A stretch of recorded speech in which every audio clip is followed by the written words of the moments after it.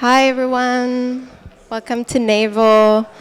We've been offering free to low-cost public, cultural public programming. We've also created collaborative research and learning platform that we call Assemblies. And we also run a 2-year-long collective residency program where we support a diverse group of cultural practitioners that work across disciplines. So I invite you to learn more about our program on our website, which is navel.la. But really, what is at the root and the core, what we try to do here is to cultivate a space and community for people of a range of backgrounds and skill sets and experiences and interests. And across all of our programs, what we really try to do is to cultivate and foster that culture of kinship across difference, and a culture of togetherness and a culture of cooperation, and one that embraces and learns from engaging closely with our differences. And so it really comes down to the fact that we believe that this collective work and effort is really necessary and essential to creating a society that we want to be a part of, and a society that is creative, collaborative, and exciting and interesting, but also mostly a society that is more just and more healthy and more sustainable. Yay. We're all in on that. So to be honest, when the Goethe-Institut approached us to partner on this program, we were both really eager, but also a little unsure and maybe uncomfortable, and we weren't sure that it was our position to discuss homelessness and to create a cultural program around that issue, especially in a space that is so in such proximity to Skid Row. But at the same time, coming from our perspective, how could we not, and how could we not engage and pause and take the time to really reflect on that brutal reality that affects so many people near us and our neighbors, essentially. And personally, as an artist and as an organizer and as an LA transplant who's been working and occupying space here in the South Park district, it's been really strange and disorienting to kind of figure out how one can help from that position, and what are the meaningful ways that artists and cultural producers can engage with those issues and not perpetuate the same problems and the same mechanisms that uphold that injustice and create the problem in the first place. So all of this is why we thought it was really critical that we don't shy away from that challenging conversation. And I hope that the work that is presented tonight and the work that you've seen today can help us think through these systematic problems that are to which homelessness is the result, and also that it can inspire us to be more compassionate and understanding, and also act from a place that is more careful and informed towards the people who do experience homelessness. So thank you all for being here tonight, and I think Leanne will follow with introducing the program for the evening. Thank you.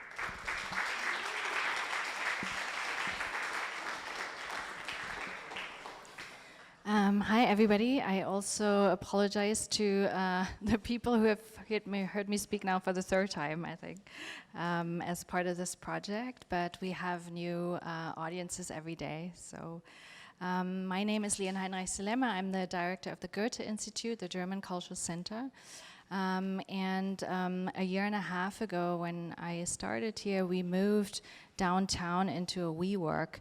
And one of the and what our aim is to create an interdisciplinary project space in the downtown area in LA. And we were thinking about how this physical move would also affect our programming, our cultural programming, and we felt that it was very important to engage with ideas that were urgent in LA, but also particularly in that area. And then the discussion was about how to actually do that. So we started talking to a lot of organizations and to find out if they saw any kind of value of a German Cultural Institute to engage with an issue such as homelessness, and if yes, how.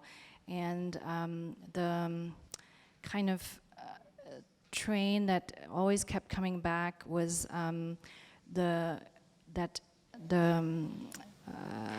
discourse on homelessness is very urgent in LA and very local, and it needs local solutions. But at the same time, housing precarity is a international phenomenon. It's a global phenomenon.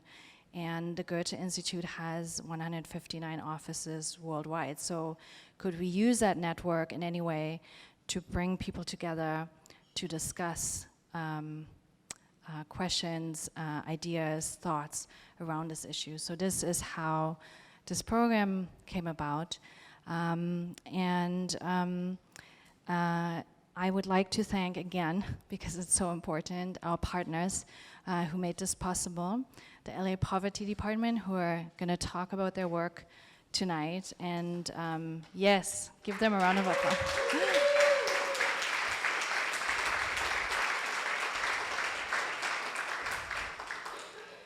I can really say that this project would not exist the way it is without John and Henriette. And it's been so humbling to work with you and your generosity to share the knowledge that you have working since 3 decades in the Skid Row community has been really amazing. And I really love your work, and I can't wait to hear more about how you think about it tonight.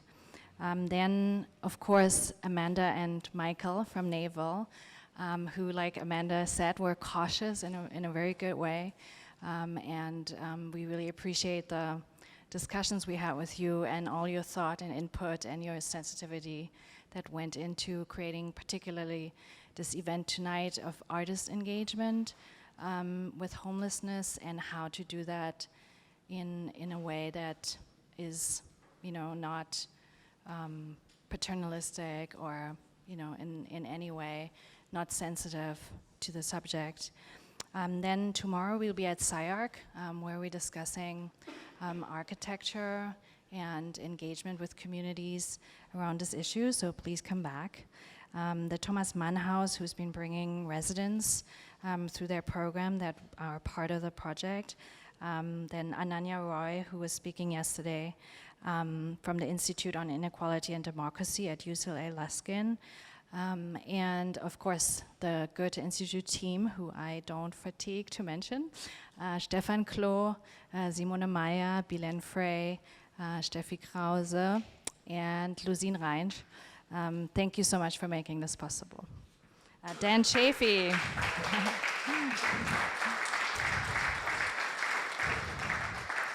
And of course, Dan Chafee. Of course. So we started this afternoon with 2 film screenings already around this idea of artist engagement with homelessness. And this evening panel will take this discussion further.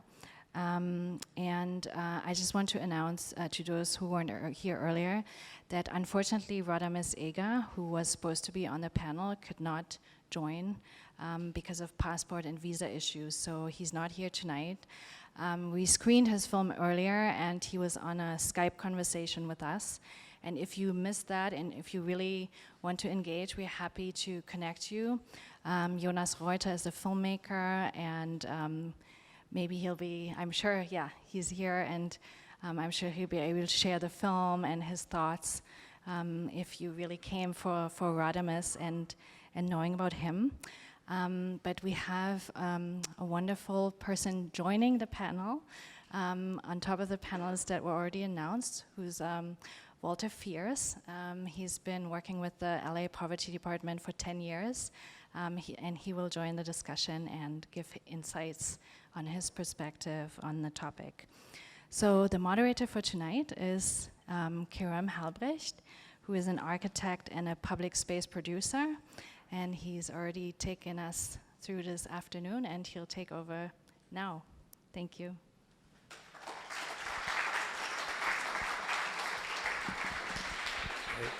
So, hi everybody, and thank you, Leanne, and thank you for coming and spending this evening with us. I will try to speak as little as possible because our goal, or I think, is to to have a discussion at the end. So this will be the highlight. And what is important to me is that everybody feels comfortable here to say what they want to say and to speak their mind and ask difficult questions or easy ones. And the topic that we will talk about today is how can artists engage with homelessness in a meaningful way. That is the framing of the evening. In my practice, I studied architecture, and I bring residents and professionals together in neighborhoods to quickly design and build projects that relate to conflict in the neighborhood. And I use the power of art, so I call what I do art, to get over the restrictions of architecture. So to get over the restrictions of what do we need to do to make a building or to change public space, and to offer an alternative way of doing things. And I think this is a great power of art, that art can do. And I think it's our job as artists to investigate the human condition, both on a personal level and on a universal level. And I connect very much to the Goethe mission to think of local issues also on a global scale. So today with us we have practitioners, activists and organizers from Los Angeles, Brazil and Germany. That would be me right now.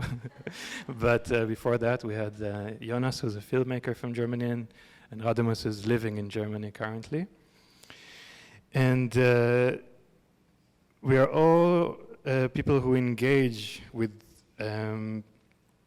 people who experience precarity through art, and we try to contribute to our own communities and help to create and strengthen existing ones. So some of the questions that we will be asking today is what kind of challenges do artists face when engaging with people who are experiencing unhousing, as Ananya was being unhoused, as Ananya Roy was talking about it yesterday, and what kind of engagements are problematic and why? And how do we make sure that we don't perpetuate or even contribute to an already unjust situation? And how can we encourage people to realize their own agency and ownership of their image and identity? So, like I said before, it's an invitation for a conversation. We will start with 3 presentations of 20 minutes each, and then we will move on to the discussion part. So I'm very, very honored to introduce the Los Angeles Poverty Department that was founded in 1985 by director, performer, activist John Malpid, and is based in Skid Row here in Los Angeles. And it is the first performance group in the nation that is made up of principally unhoused people, and the first arts program of any kind for homeless people in Los Angeles. The Los Angeles Poverty Department, or LAPD, as they call themselves, create performances and multidisciplinary artworks that connect the experience of people living in poverty to the social forces that shape their lives and communities. LAPD's work expresses the realities, hopes, dreams, and rights of people who live and work in LA's Skid Row. So we have today with us John Manpid, Harriet Brouwers, did I say it right? and Walter Fears. So John Malpid directs, performs, and engineers multi-event projects that have theatrical, installation, public art, and education components.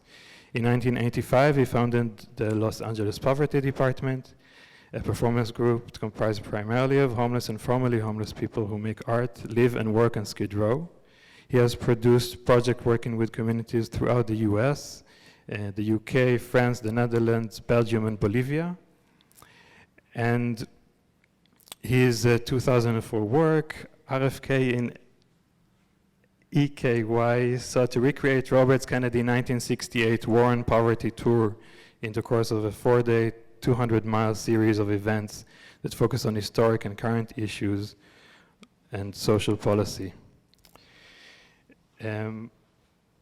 Harriet Brouwers is the Associate Director of the Los Angeles Poverty Department since 2000. She co-directs, produces, and performs in many LAPD performances. She was born in the Netherlands and performed and taught throughout the Netherlands, France, and the US. In Paris, she became a member of Auguste Paul's Theatre of the Oppressed and studied corporal mime with Etienne Decroix.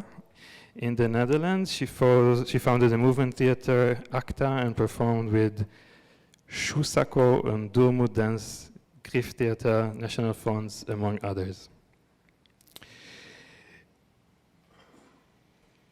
Walter Fears is a performer, a writer, a drummer, and a docent, and joined LAPD in 2010 and performed in State of Incarceration, Walk the Talk, Biggest Recovery Community Anywhere, Hospital, a Micro-History of World Economic Settlement, What Fuels Development, The Black Nine, and I Fly. He has traveled with the LAPD to perform in New York, Philadelphia, Minneapolis, Rotterdam, and he is the stage manager of the Festival of All Skid Row Artists, which is happening this weekend.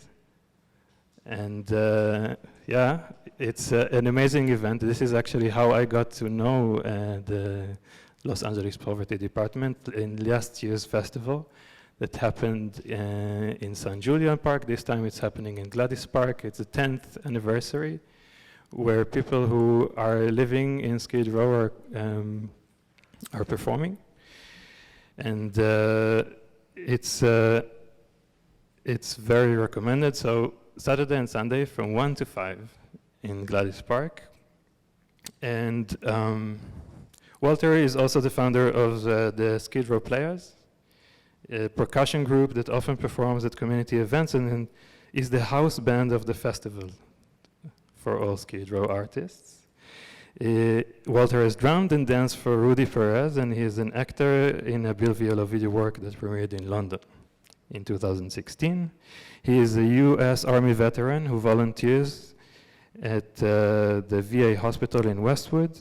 He is an important member of the Skid Row Community Improvement Coalition and instrumental in its successful partnership with the City of LA to establish the Refresh Spot. It's a hygiene facility staffed by Skid Row residents.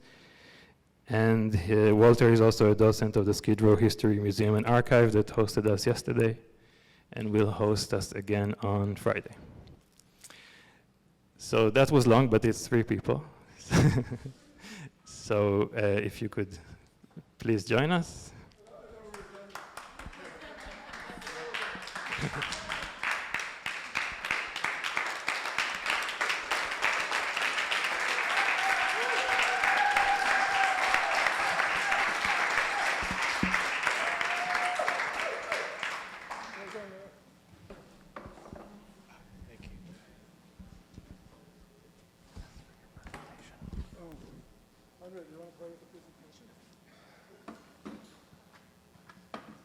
So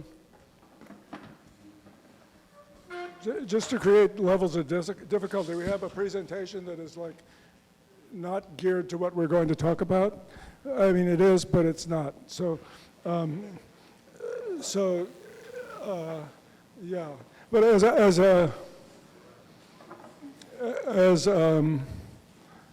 well, I want to thank Leanne and Karam and everybody else.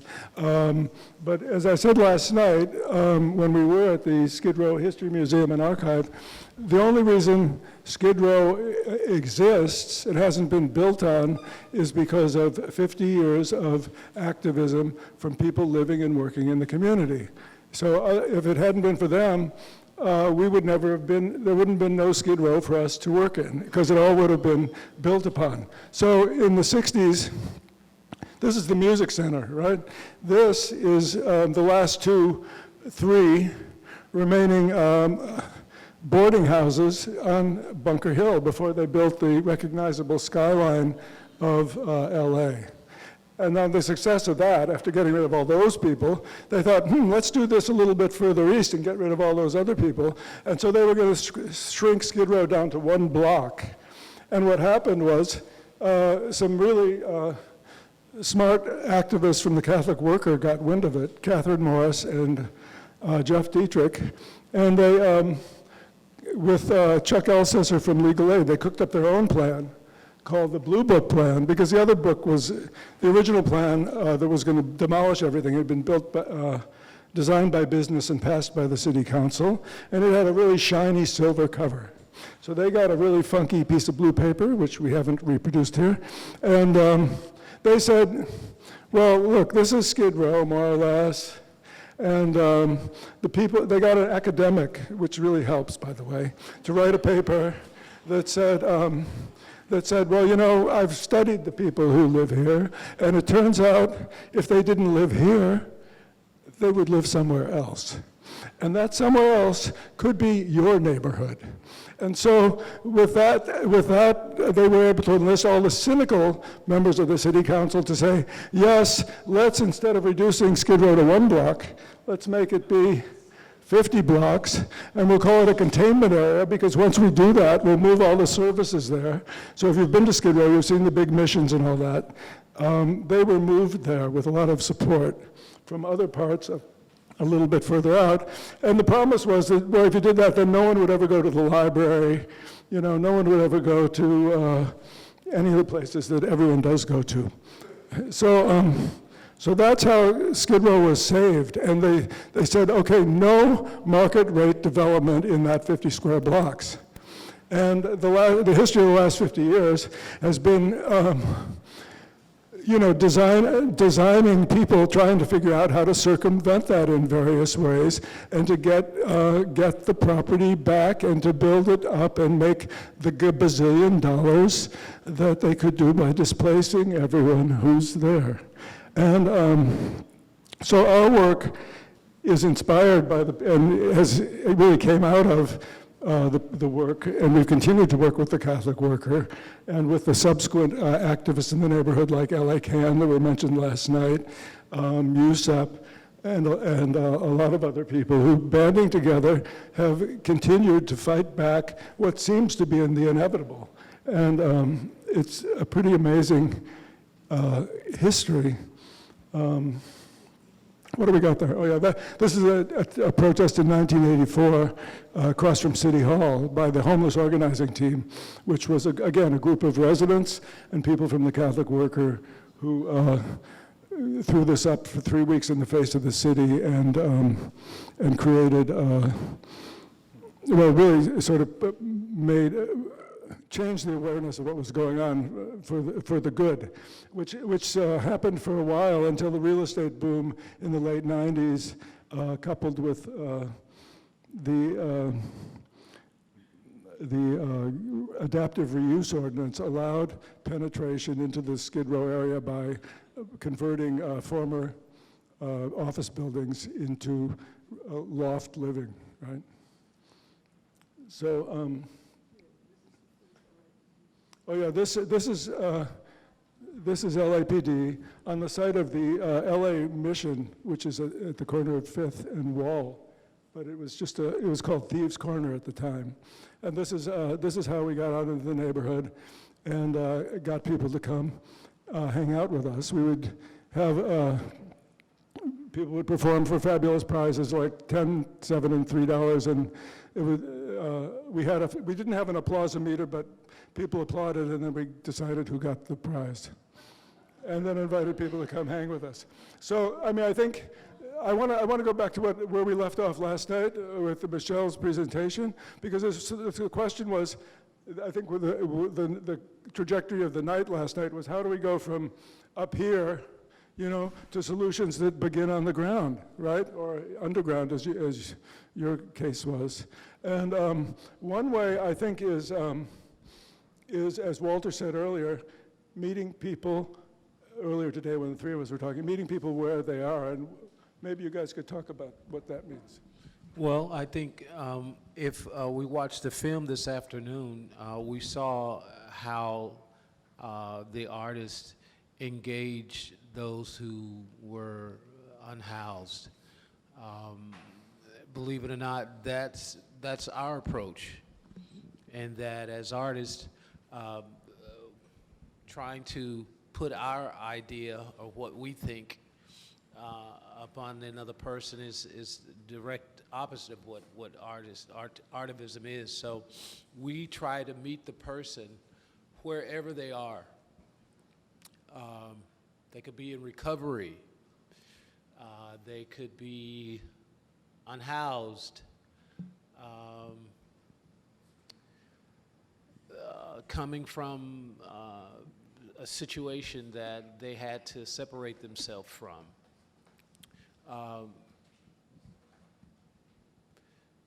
LAPD provides them with that sort of, for that stability for that time being that they're there. So for us, it's about meeting that person where they are and allowing them to tell their story instead of us implying our story onto them. So looking at life as more of, looking at art as more of a celebration, and celebrating the everyday, the mundane things of life, of what Skid Row is. Seeing the beauty in that homeless man, seeing the beauty in that woman taking her baby a bath in a bucket. There's celebration in that. There's life. And if you look all around Skid Row, from morning until noon, it's busy 24 hours a day. So there's always a vibrancy, there's always life going on, and we just try to tell that story, basically, by meeting that person where they are and telling that story. And if not, somehow just being the voice, giving them voice, giving that voice to that voicelessness. Okay, I'm going to say one thing, and then I'm going to ask Henriette to say two things. So I think, you know, one thing is, you know, when we started out LAPD, there were a lot of people showed up. Everyone had their own point of view. Everybody had their own 12 rap songs no one had ever listened to. Everyone had their own screenplay, because it's Los Angeles, and no one had ever read. So people didn't want to listen to your 12 rap songs when they could be reading you their screenplay. So we started making things together with no script. And it meant that people, it was a much bigger container.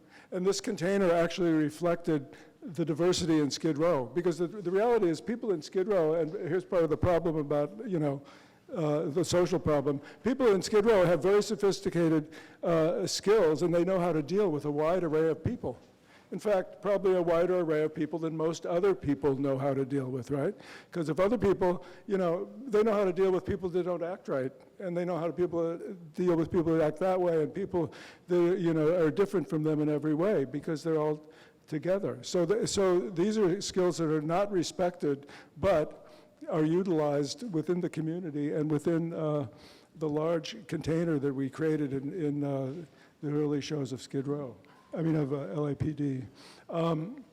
Henriette, I wanted to go along to agents and assets, which you were talking about interestingly earlier today.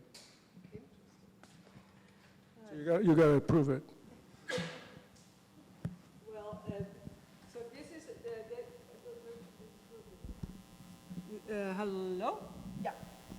So around 2000, there was sort of a change in approach that we did at LAPD, like Walter and John were saying, you know, the early shows, and still, you know, the performances come from the experiences and the issues that we are facing every day. No, it's not working. Okay. This one is working. But around 2000 to 1999, actually, after John got a sabbatical, he and he had some time to take some time off and think. Basically, you initiated this project, and we had many people that were from recovery programs, from the Salvation Army, that has now been closed for years and years and years. We were thinking, like, yes, it's good to tell people stories, and it's good to bring the real deal to Normalville, but really we started, how do you change policy? How do you create this change? Because this is the level that a lot of experiences were, like, oh, we are telling our stories, and wow, it's wild and it's real, and the audience is sitting there, and you know, they never tell their stories, right? It's like, this is the interesting people, and those people get to witness. And so we wanted to break that barrier, and we wanted to bring people together and have real conversations about policy change. And in 2000, there was an initiative on the ballot, Prop 36, which was treatment versus incarceration. It's the first time that this was proposed, and it started in Los Angeles. And at the same time, John had read an article a few years before by Gary Webb about how the CIA was involved in trafficking cocaine into Los Angeles and supporting the Contras in Nicaragua with that. And there was a hearing in which of what's it called, the committee? I'm never good with words, but the Intelligence Committee. The Intelligence Committee. And Inspector Hitz, who was the Inspector General of the CIA, was testifying in this committee and basically saying, well, the CIA wasn't involved, there's no evidence, it wasn't proved.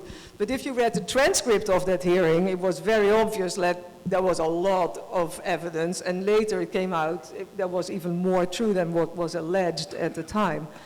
So what we did is we took this transcript, we edited it down for time, and we created this performance, Agents and Assets, with everybody in the cast were people that were in recovery programs that worked with us.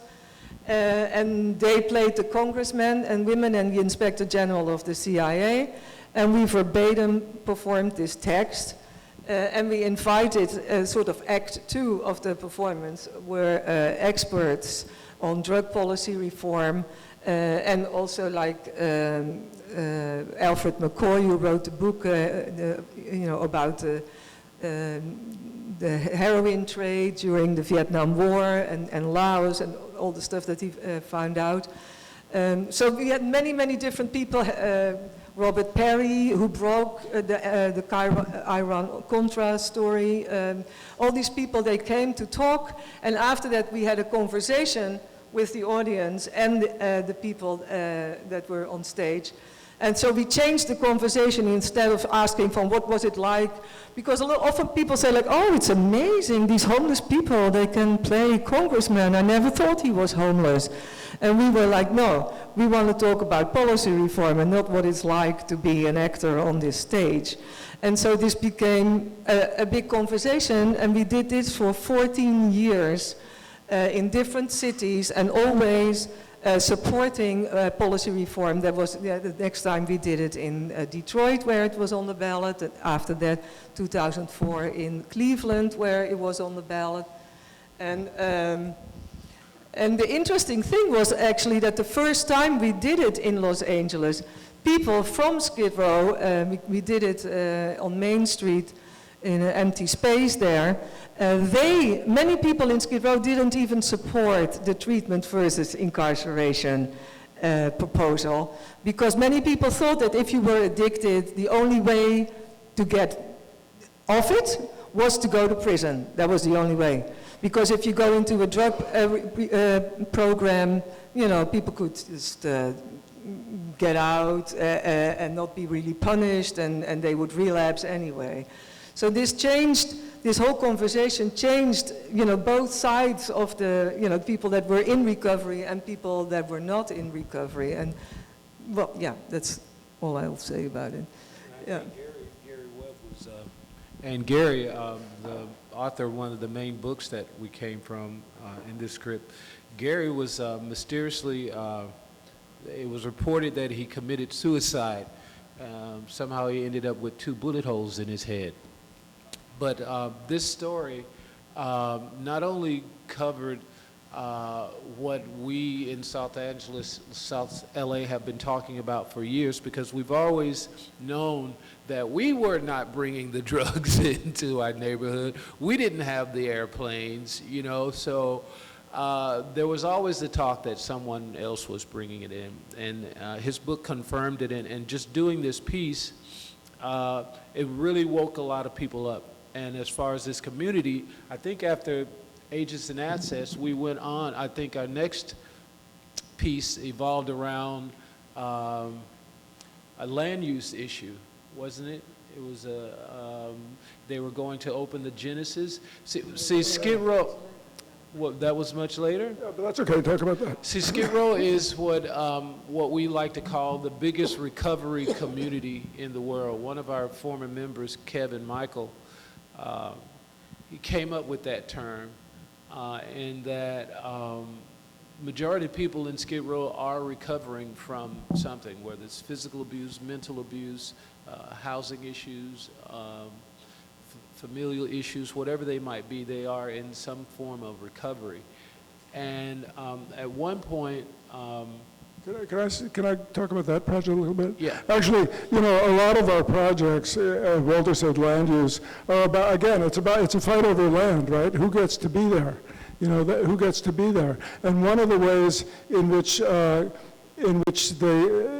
methods that are used for getting people out of there are things like saying, oh, it's just a transient population, when in fact 60% of the people are permanent residents who've been in the same apartments for 10, 20 years, you know. Or it's just a bunch of drug dealers, and they create police policy that arrests every user as a dealer, you know. So we started a project called Biggest Recovery Community Anywhere to instantiate not only the free programs are in Skid Row, the ones run by, as Henriette said, the Salvation Army or the Weingart Center and all that, but when people get out of those programs, they tend to stay in the neighborhood because that's where the housing has been.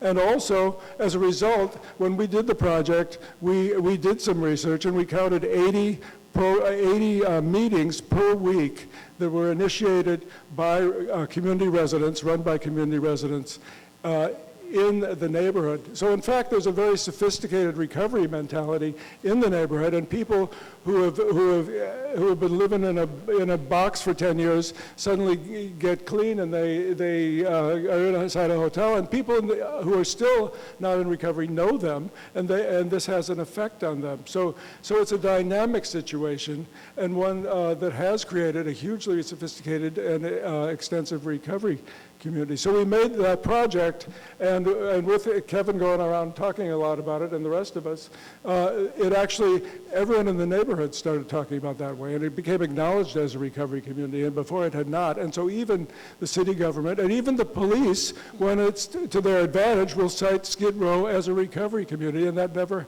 happened until we made this project. So Walter mentioned another project which was the New Genesis project. And then maybe after that, well, that's Kevin Michael Key, who we miss every day, and a lot. And there was one of the two main providers of supportive housing in Skid Row created a new building on Main Street, which is right on the border of Skid Row. And they were sort of coerced by the people who owned other buildings in the neighborhood, who had gentrified that part of the neighborhood, to, when they heard that they were going to have mental health services on the ground floor storefront of this building, they were coerced into saying, oh, never mind that, we'll have a restaurant that serves a full line of alcohol, and because it'll activate the street and keep it open late, and it'll be much better for safety. Even though, you know, most of the people in the building were either in recovery or not.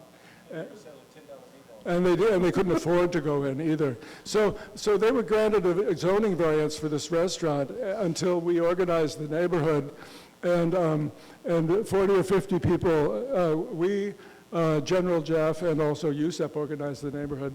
We all showed up at we appealed it. Ronnie Walker, who was living across the street, and was the plaintiff. He was in our group at the time, and he and Kevin were the plaintiffs. We appealed it. We all went to City Hall and testified, and we got it reversed. The zoning commission reversed it. And again, just like what Henriette was saying about agents and assets, we literally turned the table on who was telling the story and who was witnessing, because when the zoning commissioners changed their mind, they ended up telling stories about, you know, the alcoholics in their family, you know, the personal things that they were going through. And so instead of them being up there and us telling the stories, which we already had done, they came down and told their stories with us, and they said, hell no, this ain't gonna happen. So we then took that transcript and we made another performance about it, where we played them and we played ourselves. And I think we should talk about, quickly, maybe about two other things and then we'll get out of here, or I don't know if we even have enough time for that. But the festival itself, we were asked in 2009 by Americans for the Arts and Animating Democracy Project to do a case study about how we worked in the neighborhood. And we said we really weren't very interested in that, but we were interested in looking at how the obstacles and the opportunities for making art in Skid Row. And so we ended up...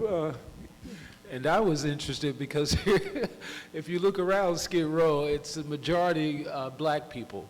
And here I was in 2009, just trying to figure out where could I fit in, where could I do my work. And John and Henriette put on this symposium, and the name of the symposium, I think it was, how does one determine whether there's culture in Skid Row? And of course there's culture in Skid Row, you just have to find it, right? So I was excited because here were two people who were actually, honestly, looking to find that culture, to discover that culture. And I've been with LAPD ever since, because our work, again, reflects directly the issues that are directly impacting our community. And I'm proud of that. We've been able to tell stories and give voice to those who for years have been voiceless. So this festival, as John was going to say. Well, I'm just going to say, so we convened the neighborhood, we wrote a paper called Making the Case for Skid Row Culture, which you can find on our website, but there are a couple of copies around here too. And basically it said, guess what, it comes from the ground up. There aren't any spaces to make culture. You know, we didn't have our space, for example, LA Can didn't have their space, there was nothing. Walter, in the paper, Walter and the drummers, it's chronicled how they got their drums taken by the police and, you know, and hassled just for playing music on the street, right? So out of that we decided, what could we do? And we decided we'd get a bunch of iridescent glasses shades that say Skid Row artist, menacing cool, and anybody who said they were a Skid Row artist would get one, and they should come perform at our festival, which is now entering its 10th year. So the festival, again, and I want Andrea to talk more about it maybe, is, you know, again, it's another way of saying, hey, just wait a minute, there is a community here, and they you know, they do stuff, they care about the community, and here it is. So tell us more about the festival. Oh, that's it. It's our way of dance. Okay, then tell us about the back nine, maybe. The what? The back nine. The back nine. Where's the back nine? Oh, yeah, the back nine. So now we have the museum, finally, because the LAPD never had their own space. I just want to say a little bit about that, because that has been actually really good. For more than 30 years, we didn't have a space. And we always, like, you know, started on the street doing talent shows in the parks, and eventually, you know, at the Catholic Worker or other service providers that gave us a space for free where we could meet. Because there are no spaces in Skid Row where people can meet and make art or anything. But that for us was really good, because that way we got to engage with many different service providers and a big variety of people, and you always, you know, will find us. Also, just want to say that all our, we don't make performances and cast people for performances. We have open rehearsals 3 days a week, always Tuesday, Thursday, Saturday, and anybody who wants to can come in. And anybody who wants, but if you come in, you participate. You don't sit on the side and watch. And you know, this is basically how it goes. And the people that stay end up in the performance, right? And we take a long time to make a performance. It takes more than half a year, sometimes a year. But just regularly working, and everybody who is in the rehearsals contributes, whether they end up in the performance finally or not. So it's a constant, and people know they can come and they can bring friends, and this is how we build community, right? Because also you meet in the rehearsals, you meet people, and people refer people to housing and other services, and this is how the community grows and gets knitted. And then a few years ago, we knew that the city of Los Angeles was going to rewrite their zoning and coding policies. And we knew that Skid Row, which is the big hole in the donut, if you looked at the map of Los Angeles, there was nothing there, very desirable real estate. So this was going to have an impact on our community. And so we started thinking about that and engaging. For every performance we do a lot of research. We study what's going on. So we started studying and engaging with zoning and coding laws and policies, and how the city was thinking about that, and what was going to change. But to engage the community and to prepare the community for what was going to happen to us, we invited Roston Wu, who is the guy in the pink shirt there, who is a visual artist and also an educator. And we asked him to design a miniature golf course of 9 holes, the back 9. Each hole would, is dealing with a coding and zoning issue, so that and specifically looking at what it would, the impact it would have on Skid Row. Well, there's a lot I can say about that. Yeah, so people could play it and learn about it at the same time. But also we did workshops around it about zoning and coding, and we invited the Department of City Planning, and they came and played miniature golf and learned about what was going to happen to Skid Row through the miniature golf. And then we invited them to come back and to have a conversation with the community to explain their plans, because the plans were already being written. And while this was going on, and there were we had like at least 6 community conversations, and we invited other urban planners, Jew from, what's it called? The architects, what's her name again? It's terrible. I'm getting old, guys. I don't remember all the name. So, but she was there, and so many people did workshops. And, but at the same time, we created this performance because, the decisions and the assumptions about what kind of changes are needed are not actually being made in conversation with the community, but they are made on the back nine, on the golf course. And this was before we had our golf president, that was, 2017. And so we wrote this whole script about all the decisions that had already been made and how they were dealing. Because one of the assumptions is that downtown LA is going to grow exponentially and we need to build, 100,000 units because in 2024, 2040, there are going to be so many more people downtown. But that's of course an assumption because if you look at all of Los Angeles, there are very many other places where there could be built much more density. But guess what? One of the things is that in these places there are golf courses, there are rich people with huge properties, and of course density is not going to happen there. It's going to happen in Skid Row. So, you want to add anything to that, John? Well, what I'll add a couple things. That's the performance that we did, and when we used the miniature golf as a set for the performance later on. Yeah, and so what I'll say is out of this, these conversations, the performance and the installation, a community coalition formed, but with us, LA Can, Catholic Worker, USEP, and other people like Haik Makmuryan, from who's an important cultural worker in Skid Row and our dear pal.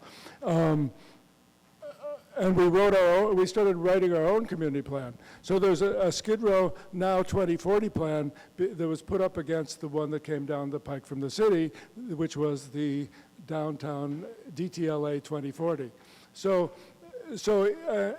And here's the real thing about, well, the thing about art is we believe that art is good at confusing the categories. That's really what it's good for. Confusing the categories, And so, we engaged with the Department of City Planning. They came and they played miniature golf.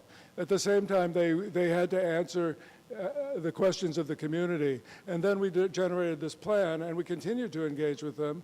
And because our relationship to them was both, we wanted certain things, but we were also like, they knew us in a lot of different capacities, and so they've actually changed their plan quite a bit to accommodate the plan of the community. There's still a lot left to be worked out, negotiated, jumped up and down about, et cetera. But this all came about as a result of this Back Nine project. And now we have another project also with Rostin Moon, with Anna Kobara from the Anti-Eviction Mapping Project, which was mentioned last night, where we're going to look at the income generating proposals to create low-income housing that are in the community plan. And we're going to have an exhibition that looks at how those would play out, and also what other sort of outside the box funding could be generated for extremely low-income housing. And so as part of, again, the continued civic movement toward the adoption of something which we hope will serve the community. So I think we should get out of here. Thank you, everybody.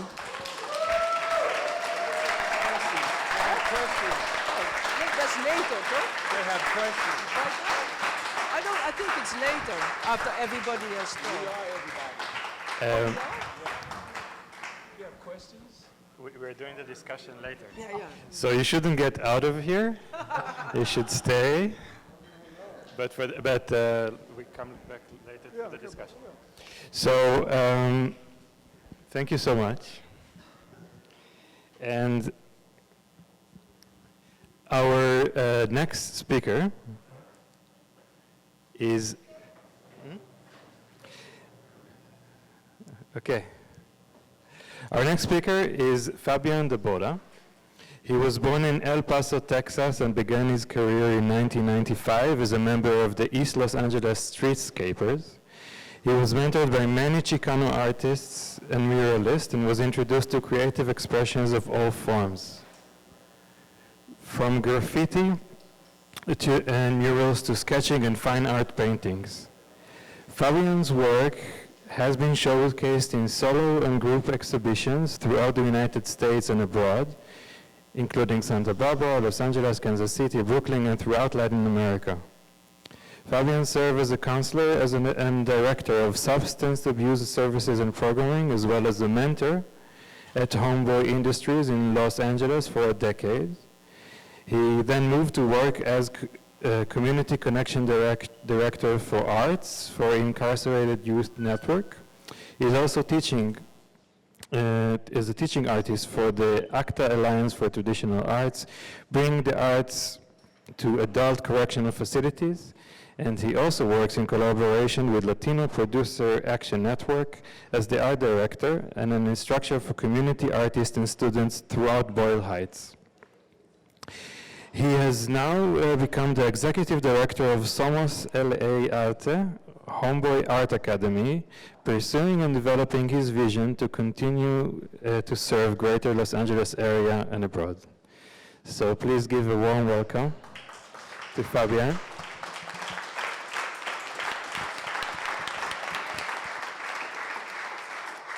How you doing? I'm gonna try to liven it up just a little bit. I'm animated when I speak, so I like to move around. I hope that's okay. You know, follow the bouncing mic. Follow the bouncing mic. That's what I do. So anyways, what I bring to the table is lived experience. And I think for me, through my own personal life journey and the experience that I've gained growing up in the housing projects in Boyle Heights in the 1980s, due to the crack cocaine epidemic and the decade of violence, I believe that what I'm going to take a little, I'll tell my life story a little bit.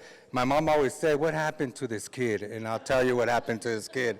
So eventually, you know, it's just like any immigrant family. We're from El Paso, Texas, and they want to come to gain the American dream. And so we leave this beautiful ranch in El Paso, Texas, to arrive in East LA, Boyle Heights, in the 1980s. Crack cocaine epidemic, decade of violence. And so initially, you know, you are raised by the morals and the cultural aesthetics that a child needs to sustain his innocence.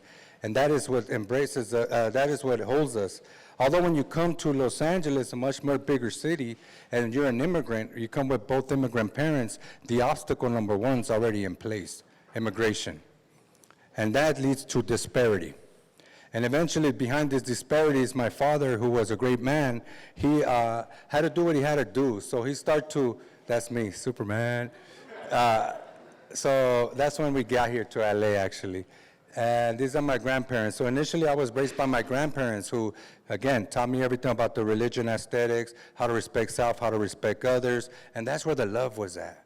And I remember that the nurturing and the consoling of a child to feel his worth was there. But then we leave them behind to come seek a greater opportunity. And that's when we came to Los Angeles, and there's my father, that's me and my little brother. And when we came to the housing projects, I can now start to feel that that love that I've discovered in El Paso was no longer there. And I can see my mother now weeping and crying at nights, wondering how she's gonna make ends meet. And the love that I had was now becoming fragmented and absent. And I start to question myself as a kid. You don't have no coping mechanisms, so you're just asking, like, why was I even born? You start questioning you. Like, maybe I'm the bother. Maybe I shouldn't have been here, et cetera, et cetera.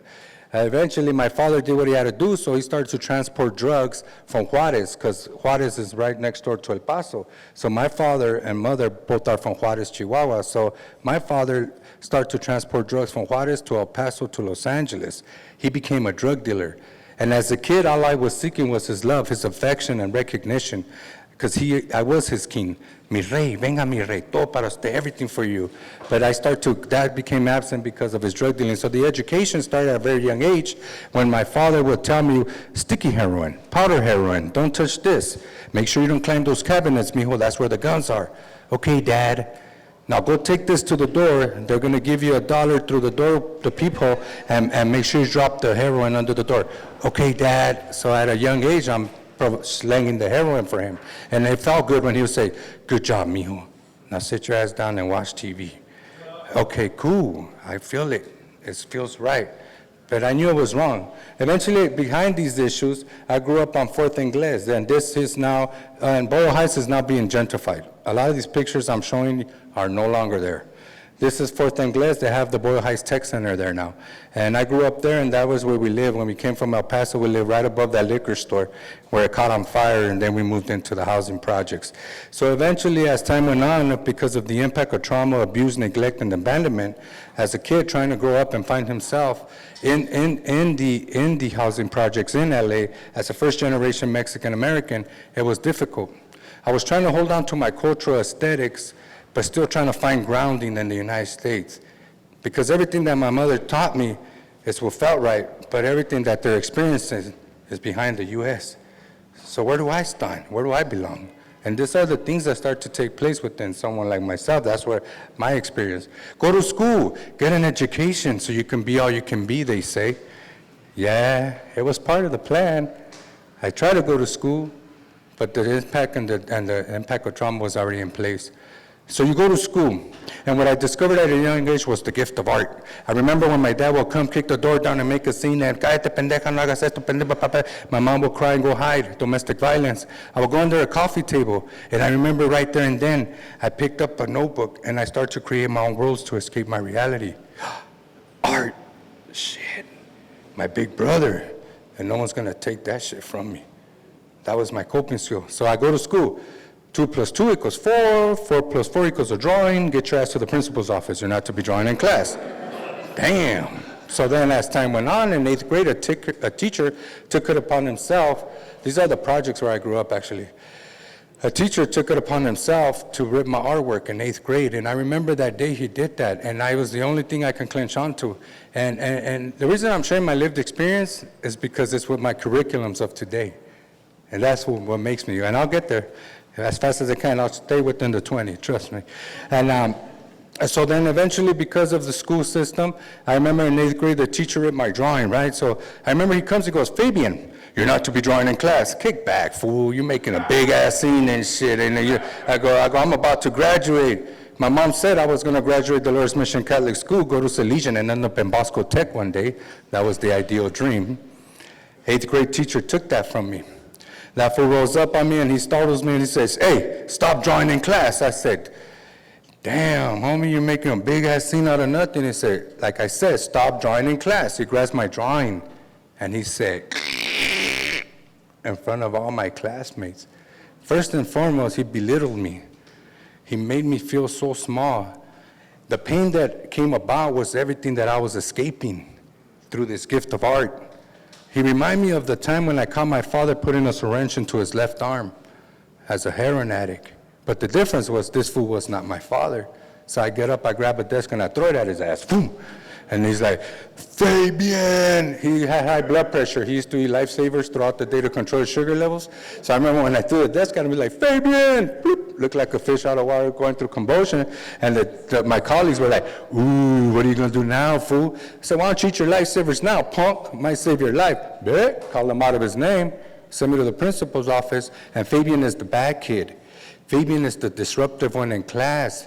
See, Fabian has to be the one to go tell mom to cancel the party because he's no longer graduating. So not only was I betrayed by my father, who could not protect me from what's taking place in my community, in and out of prison and incarceration since the age of 5, 6, 7, and 8, growing up without a father, Wasco, Delano, Tehachapi, Ironwood, going through those gates to go visit my father with full of resentment, my mother who could not protect me from him, the community who didn't step up in time of need, and now the teachers. That's the world, and the gangs are there, and the vacuum exists. Suck his ass right in. It felt right. It was like the best choice I could make at the time. You know, in the 80s, no resources. Go to Salesian Boys and Girls Club. Shit, I ain't a swimmer. Why don't you go to YMCA? Shit, I don't play sports. I'll just go to the LA River and perfect my forms in this form of graffiti art. Vandalism. East Lake Central Juvenile Hall for writing on the walls. Constantly being told not to do what I love to do, which was the gift of art. Damn, that's crazy. Father in prison. Us as kids visiting him in prison. 17 years old. I was like 16 years old in Camp Gonzales when I joined the gang. A lot of people say, but you have a choice. Shit. If I was given a manual of a description of a father, I would have checked all those beautiful boxes. I didn't have a choice to be born into heroin. I don't have that choice. Next time they give me a manual of what a father looks like, best believe me, dude, I would check all the beautiful boxes. But we don't have that choice. They're given to us. Systemically, they're there sometimes.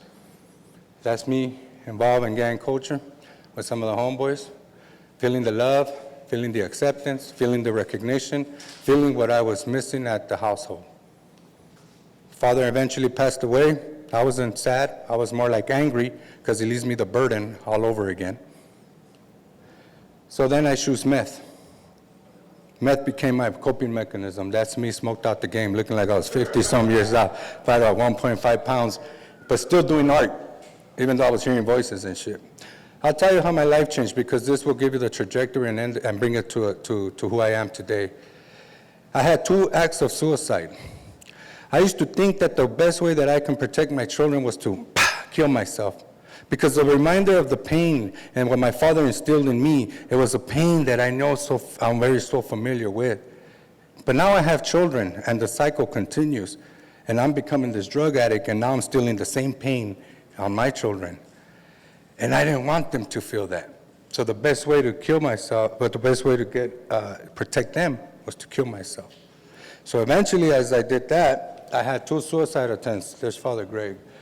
I didn't tell how I met Father Greg, but I've known that dude since I was 10 years old. But we'll get to that because he's in the story anyway. So eventually, this is what happened. A lot of the times it's very difficult. And I only share this only if you have an open mind and some sort of belief. And the reason how I came back to self was when I tried to kill myself when I ran across the freeway. I ran across the 5 South freeway because I was hearing voices. And these voices were so tormenting. And these voices would whisper softly, kill yourself, kill yourself. And they would get demonic, kill yourself, you worthless piece of shit, kill yourself. And I started to fall into a trance and following these voices because that's how slow, how small I felt. Not knowing that my father I couldn't run to, my grandparents had passed away, couldn't run to my father. The only one was my mother, my stone, my rock, to this day. I ran out across the freeway, 5 South, Boyle Heights, jumped into the park. I walked up to the freeway. I'm walking on the edge of the freeway wall, and that's not leading me anywhere. So I hang by the freeway wall, I let go, and my knees hit under my jaw.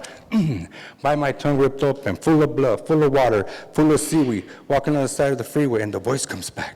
And this time it becomes more amplified. And it's starting to sound so like a spiritual warfare taking place. Kill yourself.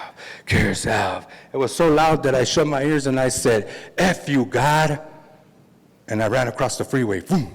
First lane, second lane, third lane, running, full speed, trying to get to the center divider. And as I'm looking, I see a turquoise Suburban truck coming at a distance. It's not stopping. I'm running, and I see that this is it. I clench my body, twist my fist, and I said, my kids. Last cry for help. Something there and then took place spiritually. I remember this gust of wind, whoosh, whoosh, whoosh, whoosh, and I felt the impact. Hit my chest so hard in the center divider, and all I hear was, and I'm in awe at the fact that the truck did not hit me. I sit on the center divider, and I look towards the sky, and I'm enjoying the shit out of the spiritual awakening. And as I'm looking towards the sky, I see these sun rays dancing beautifully, and I feel the peace, the joys, the happiness, the serenity that can only come from something much more greater. In this case, my God. Right there and then, I understood that every son must return to his father. Well, that day I did. And the thought of my children was the purpose why you get to live. And as I'm enjoying the shit out of the spiritual awakening and shit in a trance, all of a sudden reality kicks in. Highway Patrol had to mess it up for me. Get off the fucking freeway. I'm like, man. Come on, big dog. So anyways, I get off the freeway. I run back down to the project where I grew up as if I was soul searching, called the woman that never betrayed me, my mother. After she picks me up, never let me down. Mom, no matter what I did, Mom was always there. She brings me back home, and I go to rehab, Salvation Army. I did 6 months, and I start to unpackage all the pain and the hurt that was instilled in me by my father. Then the voice comes back, and this time it comes back in a positive way. Why aren't you at Homeboy, son? Father Greg, since I know him since 10 years old. So I go back to Homeboy Industries to continue my journey. He gives me a stepping stone to get my life back on track, and he says to me, he would never hire me because of my drug addiction, and I kind of stood away from Homeboy. Although when I came back to Homeboy, I came back with blinders on.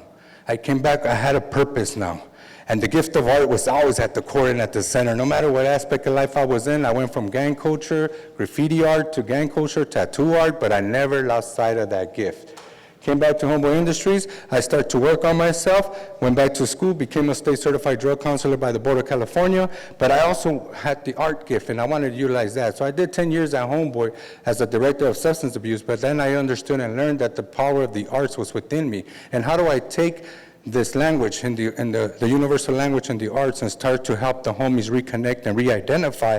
And if we're talking about art to be in imaginations, then how do we reimagine what a world can really look like?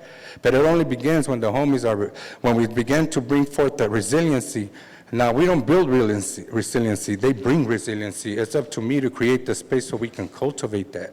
And then they start to make those connections. Then they start to feel their worth and start to imagine what that future can look like. And it all comes from the cultural knowledge and cultural arts. I'm an individual that likes to challenge the belief system and the code of conduct that comes within the subculture. You know, why doesn't he participate? Homie, kick back, dog, that fool got a code of conduct. How the fuck is he gonna show his vulnerability when the other homie's judging him? Because it doesn't work like that, big dog. So we have to be mindful. I work with gang involved, like literally. And so, those are some of my artworks, and that's me and my daughter, Maya, and that's a painting I did in 2009. That's my 3 boys on the east side of the river, which is Boyle Heights, looking towards downtown LA. This is my daughter, Honesty, who is embraced by the flower, the fears of a father, sustaining her innocence, and this is the things that I wish not for any women. This is my daughter, Maya. They say nothing good comes from gang culture. My daughter embraces the Paisley and says otherwise. This is my little family. They're not little no more. And I take them to the LA River too. I take them around the hoods. They gotta, just to kind of feel, I tell them my story and I'm always transparent of everything I've done. And that's my wife. Elizabeth, I put through hell. And luckily she still stuck it out and I came out the other end. And she lives happily ever after. So if you want to hear a Romeo and Juliet shit, or if you want to hear some, one of those stories, yeah, it's one of those. And that's my mother who always stood by me. And so, Somos la Arte. As a community member and someone who has been given access and has found his way through the arts, how do I return that to my community? I can sit here and paint and create and work my way to the LA Louvre or the Met in New York, or do I paint, create, and walk with the people, and consecutively we can do both? It's a responsibility. And the only way that I feel that I can make amends to my community is to make sure that I gain access, then I must give access. We as adults have made many mistakes. We have caused a divide, not only systemically, but culturally, we have caused a divide. And that's real talk, because a lot of the times we as adults say, if you kick it with that little gang member across the street, you're gonna end up like that fool right there. If you go over here with them, you're gonna end up like a fucking dope fiend like them. And so now we just created a divide and we frightened the shit out of that kid. So my job is to work multi-generational, from the elderly to the middle school student, because we all belong. And now, I have intergenerational art workshops. A lot of our stories are no longer being preserved. A lot of us are chasing this so-called dream that probably is not as tangible as our culture. So it's important that I bring the mothers and daughters and fathers and sons into the space so they can reconnect and re-identify to what it is, those cultural aesthetics that brought them this far in the first place. So that this way, the young daughter can find grounding in the United States by being held by the mother and the cultural aesthetics by creating art. Homeboy Industries, Visual Arts, Tricks in a Bag. It's a program. Here are some of the young homeboys and homegirls. And what we do is bring music production. Tricks in a Bag actually was given birth from having art disciplines in a backpack.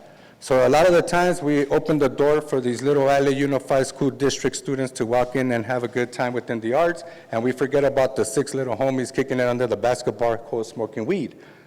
So we're like, cool, they didn't come, but it's okay, let's go to them. So we have backpacks. Hey, homie, have you ever done art? Yeah, low key, a little bit. Yeah. You want to do some right now? How are we going to do that? Don't trip, potato chip, bam. Pull out the supplies and everything. So that's how Tricks in the Bag was given birth. We made it accessible all the way to where they're at. And this was good for homeless youth because we can simply walk up and down Skid Row with these backpacks and pop out music production on the fly, on the spot. So this is what we're cultivating right now. So we did music productions, re-entry through the arts, diversion, right? Try to keep the little homies from re-offending so I don't have to work with them in Tehachapi, doing life eventually. I work in Tehachapi State Prison. I've been there for approximately 3 years through the organization ACTA, Alliance of California Traditional Arts. These are lifers who are probably no longer going to see the light, but they're hopeful with all the new laws that are happening. You're starting to see more hope within the institutions. I think that we're living in times now where the page is turning or they're starting to loosen the grip. For me to walk into the state penitentiary, shit, that shit goes unheard of. You know, but now they're allowing for formerly incarcerated system impacted folks to come and carry out whatever that medicine or whatever that is. So I've been there, and it's good to build a relationship with these homies because some of these homies are coming home. And are we ready for them is the question. And if the criteria and the requirements in place ready for them. Because we say we service gang impacted, system impacted, formerly incarcerated youth, and then I say, how? And then what? Because we can check boxes all day, but when do we position them? When do we elevate them? When do we add them to the conversation of the arts? That's what I'm waiting for, and that's why I'm here. Right? It's real talk. I go to these places and I'm like, that's real talk. And we still got a lot of work ahead of us. Trust me when I say this. I've been in the Los Angeles County Arts and Culture. I've been in the California Arts Council gatherings, and it's not to take away. Now, one thing I do want to say, though, I'm not here to compete. I'm only here to complete. I'm not here to shift. I'm just here to add. Don't get it twisted now. You need me as much as I need you. Together, we can coexist. So I'm waiting for the day when it comes for lived experience to be credentialized and seen as professionalism. We're not there yet, though. So with that being said, the Art Gang is now being developed intentionally. The Art Gang is what's going to help me add to the conversation of the arts. I'm going to model to the institutions and the world that, yes, these homies are more than capable when given the opportunity. When the full investment's there, my job is not to make Picassos or Siqueiros or artists out of that. If they do, that's just a cherry on top. My job is to cultivate their resiliency, to allow them to foresee who they really are as individuals, their role and their resistance and contribution to the conversation of the arts. And if they want to pursue the arts, great. If they don't, I hope you discover what your pathway might be. Intentional. Everything comes with intention. And then I also have emerging groups. As you can see, these are like, college students or different Sacred Heart of Jesus students. And my role is to also include them in the conversation as to way to remove stereotypes, to remove stigma that comes from within the subculture. And that's my little spiel. Did I stay under 20 minutes? All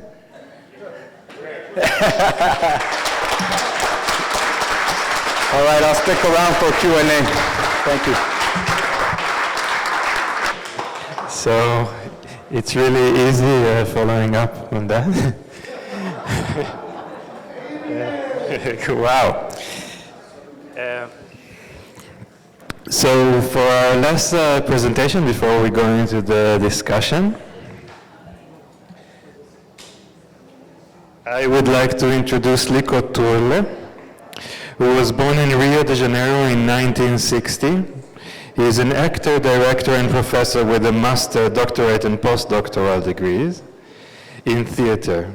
He's a visiting professor at the graduate program of theater school in Federal University of Bahia. In 1986, with Augusto Boal, he created the Theater Center of the Oppressed in Brazil. And in 1999, with Emil Haddad, the Tanarua Institute for Arts, Education and Citizenship. He is the author of 3 books on theater of the oppressed and 4 on street theater. He has worked in Asia, Europe, Africa, North, Central and South America, and all Brazilian states. He has investigative interest in ethnic racial areas, street dwellers, popular theater, political theater, street theater, and social movements. He coordinates the event, International Conference Theater of the Oppressed and the University, National Meeting of the Brazilian Street Theater Network, and Black Forum of Performing Arts. His current shows as director and co-director in Bahia are Essays for Democracy and Black Skin, White Masks. He accompanies the MSTB, Bahia Homeless Movement, the Bahia Homeless Movement, the articulation of the Old Theater of Salvador, the School of Theater in the MST Paris, São Paulo, and the theater movement of the periphery of São Paulo. He currently lives in Salvador, Bahia, where he wants to install the project Escola de Teatro Negro. And with him, there will be Beatriz del Soles. She speaks 8 languages, works for the UN, and will be translating from Portuguese. So please, Lico and Beatriz. Thank you. Can you hear me? Good night, good evening. I speak Portuguese, Spanish, but my English is bad. Okay? Then Bia help me translation. Okay? Then please the first. Eu vou falar em português. I'll be talking in Portuguese. Okay.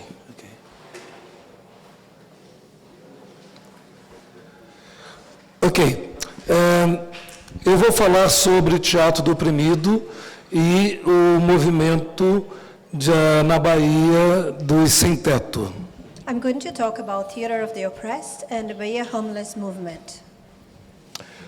O teatro do oprimido, eu não sei se todos aqui conhecem. The theater of the oppressed, I don't know if any of you know about it. Então, ele foi criado no Brasil pelo Augusto Boal, pelo brasileiro Augusto Boal, num momento importante da história e da política mundial. It was created in Brazil by Augusto Boal. Augusto Boal. I'm so sorry, Augusto Boal, and it was created in a moment, very special moment for politics. Porque o mundo estava dividido entre 2 ideias, 2 pensamentos. Because the world was divided by 2 ideas of thoughts. O pensamento dos Estados Unidos da América, The thought of United States of America, e da União das Repúblicas Socialistas Soviéticas. and the Soviet Union as well. E nós, da América do Sul, queríamos ter o nosso próprio pensamento. And we, from South America, wanted to have our own thoughts. Nos sentíamos oprimidos por 2 ideias. We felt very oppressed by 2 ideas. Por isto, o termo oprimido. Sim? That's why the term and the name oppressed. Aquele que quer lutar e para ter a sua própria ideia, seu próprio pensamento. That one that wants to really fight to have his or her own idea and his or her own thoughts. Isto começa nos anos 50, 60, 70. This starts on the 50s, 60s and 70s. Quando vários intelectuais sul-americanos, latino-americanos, When a lot of intellectuals, Latin American and South American, criaram, cada um na sua área de conhecimento, create, each of them in their own area of wisdom, estratégias para conseguirem sair da opressão. strategies to get out of the oppression. Foi criada a filosofia do oprimido, It was created the philosophy of the oppressed, a pedagogia do oprimido, the pedagogy of the oppressed, a psicoterapia do oprimido, the psychotherapy of the oppressed, a teologia do oprimido ou teologia da libertação, the theology of the oppressed, or the theology of freedom or libertation, e o teatro do oprimido. and the theater of the oppressed. Então, o teatro do oprimido e tudo que é relacionado ao oprimido é a visão que o oprimido tem em relação à realidade. So the theater and everything has to do with the theater of the oppressed is about the vision that the oppressed has in relation to the reality. Então, o teatro do oprimido é utilizado em várias áreas, em várias cenas diferentes, So then the theater of oppressed is happens in many areas and in various sceneries as well. por aqueles que ficaram por muito tempo invisíveis, For those who have been for so long invisible, como os negros, like the black mulheres, ones, women, transgêneros, transgender, transexuais transsexual, e outros tantos que antes eram considerados minorias. and many others that before were considered to be minority. O pensamento era sempre do homem The thought was always branco of the white man e do norte do mundo. and from the north of the world. Então vamos falar sobre... Não foi?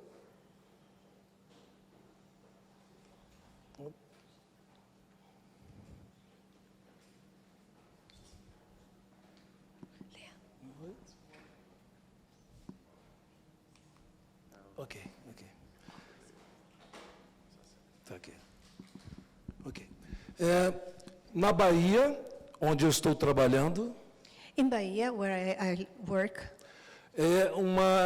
há uma cidade, Salvador, there is a city, the capital, called Salvador, que tem a maior população de negros fora da África that has the negra. largest population of Afro-American out of Africa.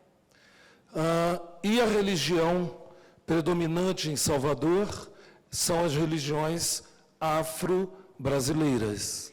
And the religions that are more predominant in Salvador are the religions that are Afro-Brazilians, Que é uma forma, uma possibilidade das pessoas negras, pretas, that is a way and a form that gives possibility to the black people tentarem reconectar com a sua realidade africana. to try to reconnect with their reality from African descendancy. Porque há psiquiatra, Frantz Fanon, There is a psychiatrist called Frank Sanon, que nasceu na Martinica, that was born in Martinique, que escreveu livro chamado Pele Negra, Máscaras Brancas. He wrote a book called Black Skin, White Masks. Ele percebeu, naquele momento, que as pessoas negras precisavam se vestir, se travestir de brancos para poderem viver no mundo branco. He realized that some black people had to dress in white clothes to be able to live in a white world. Nós, pessoas pretas, nascidas fora da África, We, the black people that were born out of Africa, nunca tivemos noção do que seria o mundo preto. we never had an idea what would be the black world. E para Frantz Fanon, And for Frantz Fanon, isto nos deixa enlouquecidos, nos enlouquece. this can create craziness, can make us crazy, Porque somos negros, mas temos que viver como brancos. because we are black, but we have to live as white. Na Bahia, então, se pretende alterar isto através da religião. Estes são orixás, So in Bahia, they try to alter that through religion. Those are the orishas. Aqui o panteão maior com outros orixás. This is like the larger pantheon where they have the other orishas. Cada pessoa é filha de um orixá. Each one of us is like has a father or a mother, orisha, is a son or a daughter of one of the orishas. Eu sou filho de Xangô. I am son of Shango. Eu sou professor numa universidade na Bahia e estes são alunos de uma disciplina sobre teatro afro-brasileiro. I am a professor at a university there in Salvador, and those are my students that we are teaching theater. There's our students of theater, drama class. E tem um grande problema no Brasil. São alunos de teatro, são negros, na maioria, mas não têm aula sobre teatro negro. Aprendem somente o teatro ocidental, principalmente o europeu. And there is a problem because they are all black, they're young, and they don't learn about the black theater, the black history. They learn about the white European drama story. E se sentem oprimidos por não terem papéis, funções durante o espetáculo. And they feel oppressed by not having a function, a duty during the whole play. Porque não há textos, dramaturgias, montagens teatrais onde eles, como negros, sejam protagonistas. Otelo. No Brasil. Digo textos do Brasil. But what about Otelo, Shakespeare? Sim, mas não funciona. É diferente. I asked about Othello from Shakespeare because he's a black character too. He said in Brazil this doesn't work. Ok. They don't have a representation for a play. Então criamos um evento para discutir isto, o Fórum Negro de Arte e Cultura na Universidade. So we created a Black Forum to support art and culture at the university. E também um evento sobre teatro do oprimido, para discutir as questões dos negros, porque a maioria que mora na rua são pessoas pretas. And also this event to be able to discuss the theater of the oppressed, because most of the homeless people in the streets are black.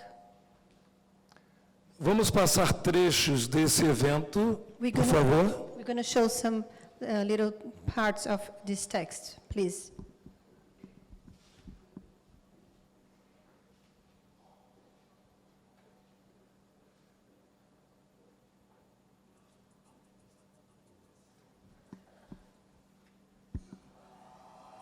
A ideia dessa sétima edição é a gente sair daqui mais articulado. Então reunimos pessoas do Brasil e do exterior. We gather people from Brazil and from out of the Brazil abroad. Que trabalham com teatro do oprimido. They work with the theater of the oppressed. E estudam também as teorias do Boal. And also study the theory of Boer. Mas convidamos as pessoas do movimento para participarem dentro da universidade do evento. We invited the people from the movement to participate within the university in this event.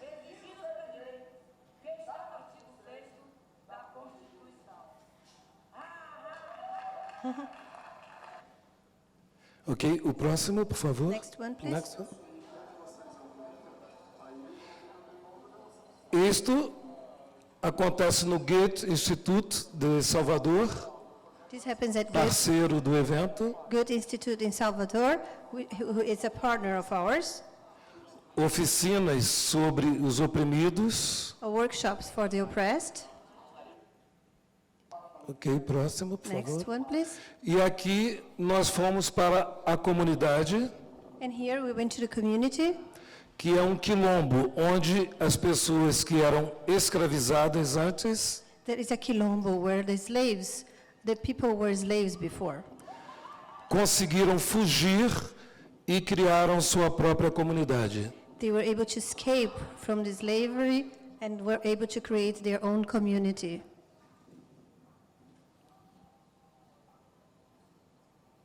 e fazemos exercícios and we do exercise sobre o poder dos negros e das negras, about the power of the black men and black women, sobre seus problemas, suas questões. about their problems and their questions, matters. Como a discriminação pela cor, pelo cabelo, Like the discrimination for their skin color and their hair.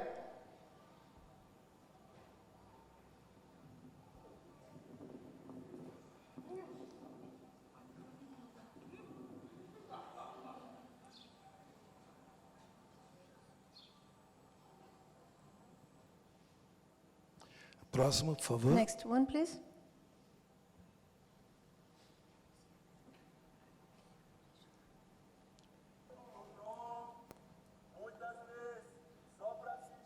Também falando da época que eram escravizados. Also, they were talking here about the times where they were like slaves.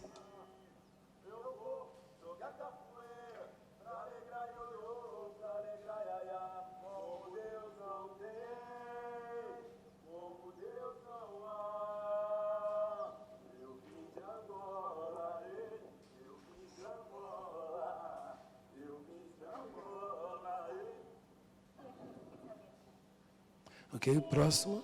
Next.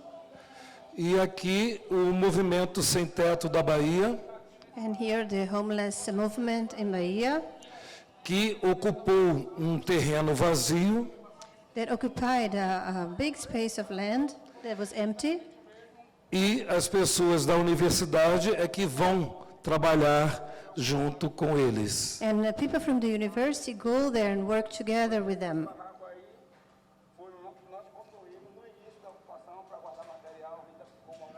Ele aqui está ensinando para os alunos como é que funciona a estratégia política do movimento. And here he's teaching the students how the politics, the strategy of politics works in the system.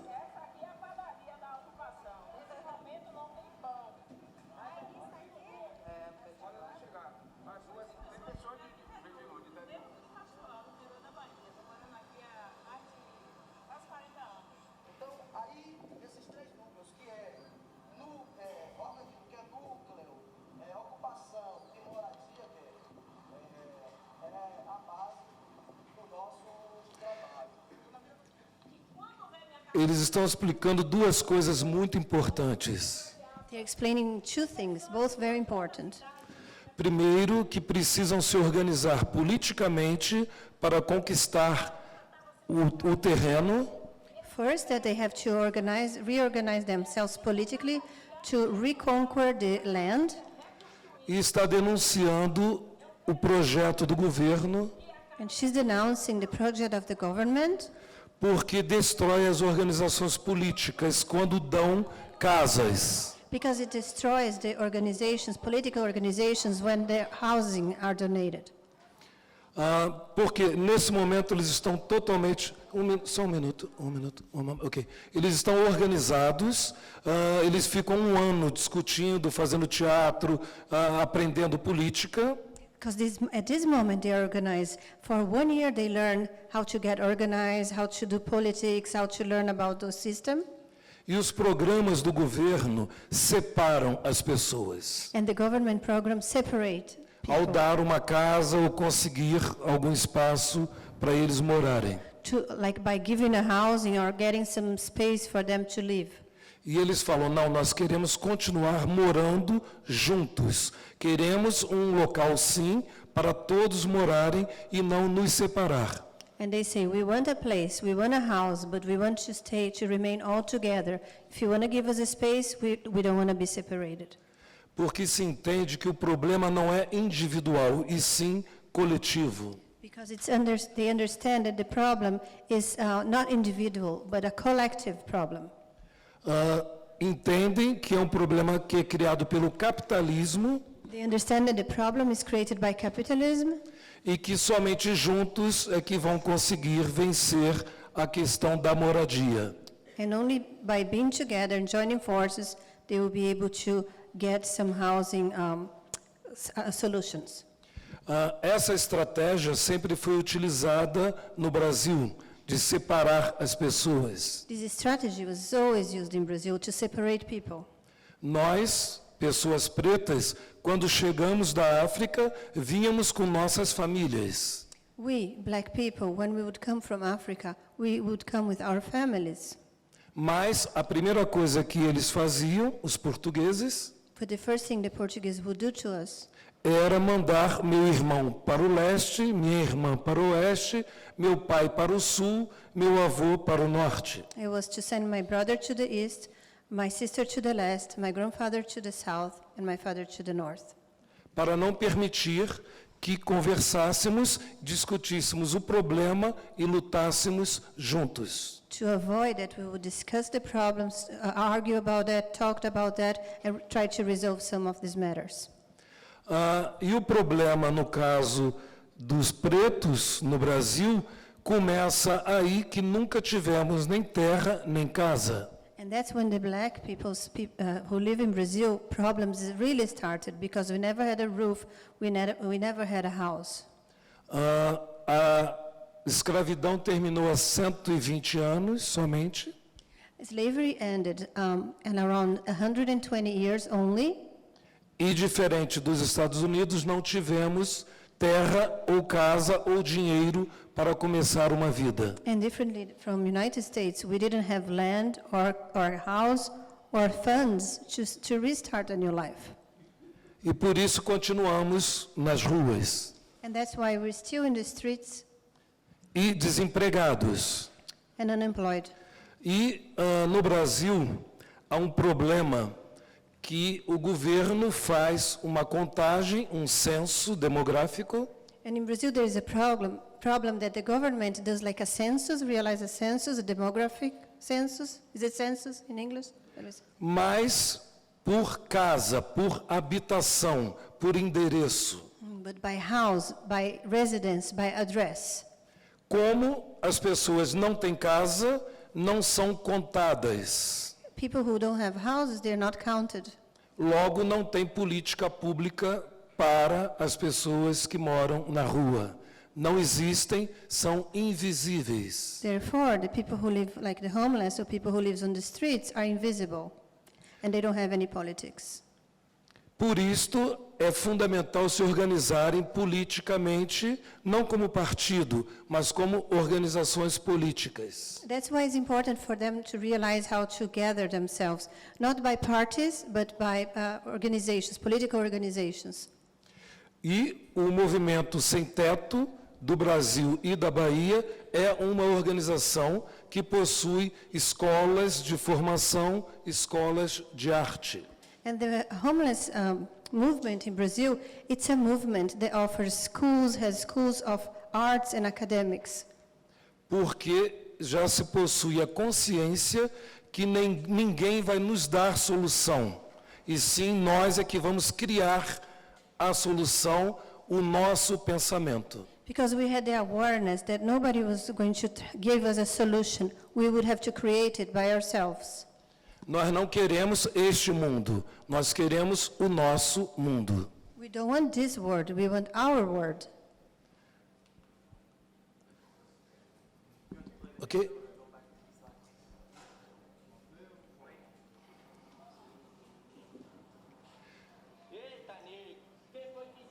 São jovens que estão trabalhando com teatro sobre suas vidas, suas histórias de vida. Those are young people who are doing by representing in the theater their own lives.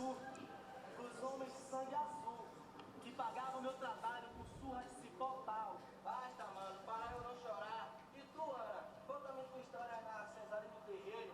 Eu cantei baladas pra se abrir, fiz tranças nela pra se açaí, tomando cachaça e de amor, dancei no terreiro preciosinho, apanhei surras grandes sem mal fazer. Eita, quanta coisa tu tens para contar. Não me faz mais nada para eu não chorar. Ok, um momento. Aqui eles estão falando o que a gente chama de mística. Estão fazendo a mística. Here they are doing what we call mystic. They are doing the mystic. Que é uma forma desenvolvida pelo movimento. That is a developed way developed by this movement, that a way developed by the movement, que fala sobre o seu passado pensando no futuro. that talks about your past, thinking about your future. E são formas desenvolvidas pelo próprio movimento. Não se utiliza o teatro convencional. And those are forms that are developed by the own movement. They're not developed by a conventional drama or theater in general. E nós, do Teatro do Oprimido, aplicamos exercícios. Os jogos são somente para se conhecer a realidade. And we, from the oppressed, the theater of the oppressed, we play games, and those games are just to realize the reality, para poder modificá-la. to be able to modify it. Porque nós não gostamos da nossa realidade. Because we don't like our reality. Pode soltar mais um?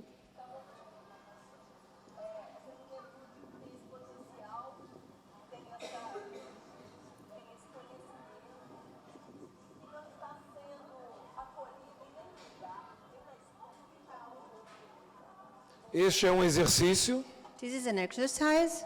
Colocamos um corpo e perguntamos como seria um corpo político. We put a body and we wonder, how would it be if this would be a political body? E as pessoas podem colocar o que quiser neste corpo, And then everybody can put whatever they want in the body, inclusive sons, movimentos. including sounds and movements.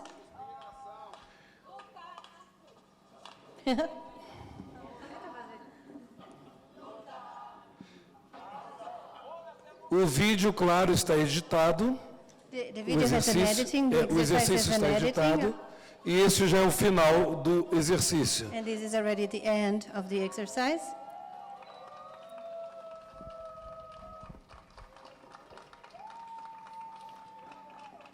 Obrigado. Nós temos pouco tempo. We Nós don't have temos much time. aqui. And Pode here voltar para o. Ok. Nós temos várias imagens. we have many images. Aqui, por exemplo, é aquela ocupação. Né? Eles invadem, ocupam esse terreno. Aqui é a entrada. That's like an entrance for the place that they invade, they occupy. Ocupam de forma organizada, claro, né? They E occupy organizam ruas, casas. They occupy in a very organized way, and they occupy the streets and the houses. They reorganize themselves Até conseguirem a documentação do governo definitivamente. until they can get the permanent documentation from the government. E aí começam a construir. Por exemplo, aqui já é o reservatório de água. And then they start building. For instance, here it's already the water reservoir, Uma cozinha comunitária. a community kitchen. Aqui os jovens do teatro. The young students from the theater. Esse exercício nós mostramos. Ali é o que o governo entrega no Brasil, na Bahia, para as pessoas sem teto. This is what the government would deliver in the end as a project for the homeless community in Brazil, in Bahia. São vários como estes, There are so many like those, mas o movimento quer ficar juntos em um como esse, não separados. but the movement, for them it's very important to stay together, to remain together, not separated, something Porque like são that. uma força política. Because they are a political force. Então acampam em volta antes do governo entregar a casa, So they camp all around it before the government delivers it. para as a project, garantir que fiquem juntos. to guarantee that they stay together. Esta é uma das líderes que estava na universidade conosco, This is one of the leaders that was in university with us. porque no Brasil as mulheres é que são as líderes. Os homens, a maioria bebe muito, Because in Brazil, women are the leaders. Men tend to drink a lot, e os homens não são confiáveis realmente. and they are not reliable, really. São as mulheres, as guerreiras, que estruturam e organizam todo o movimento. Women are the warriors that fight and organize the movement. Os homens somente auxiliam. Men are just like helping around. Outra coisa que é feita no movimento é reunir outros movimentos sociais como o movimento religioso e o movimento indígena. Another thing that the movement does as well is together with other movements that are very important, like in this case, the religion movement, and the other one, the Native American or Native Brazilian movement. Porque sabemos que sozinhos podemos perder. Because we know that alone we always lose. E o problema é de todos, indígenas, negros, sem teto, e não somente de um. And the problem belongs to all the homeless, black people, people from Native Americans, mulheres, women, minorities, not only one of us.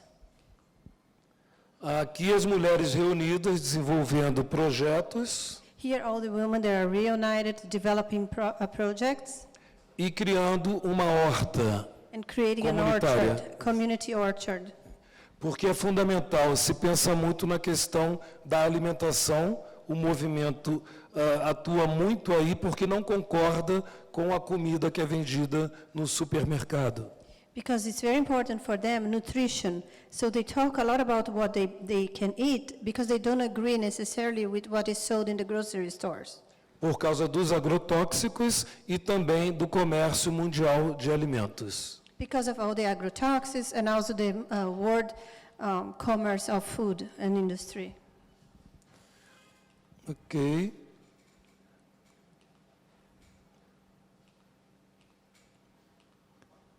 Aqui são exercícios, jogos. Those are games, exercises.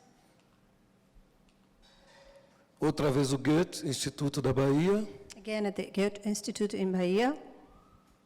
Aqui uma casa de acolhimento do Movimento Sem Teto. This is a welcoming house for the movement No of the centro da homeless cidade de Salvador, in downtown Salvador, onde também levamos alguns espetáculos e alguns jogos e exercícios. where we also bring a lot of spectacles and a lot of exercise to be played. E aqui atores e atrizes negros da Bahia, And here there are many actors and actresses from the black movement in Bahia que produzem teatro também com a população preta. that also produce plays with the black population. Exercício de teatro de rua. Exercise of teatro de rua means in the streets. E aqui uma escola do movimento Sem Terra, não Sem Teto, em São Paulo, que também já estão construindo escolas de teatro e cinema e vídeo. That is also like a land from the movement of the homeland, not homeless. They are also creating a lot of schools for theater. Um espetáculo deles. That's their like drama being Ok. seen. O nosso tempo já foi, Our com time certeza, already passed. mas eu queria fazer uma demonstração de um exercício que fazemos com o Movimento Sem Teto da Bahia. But I wanted to show one exercise that we do, an exercise that we do with the homeless people from Bahia. 5 minutos, Carmen? 5 minutes? Or not? Not? Ok, no problem, no problem. Se não há tempo, não há problema. It's okay if we don't. It's possible? Ok. Daniel, me ajuda com a mesa aqui, por favor.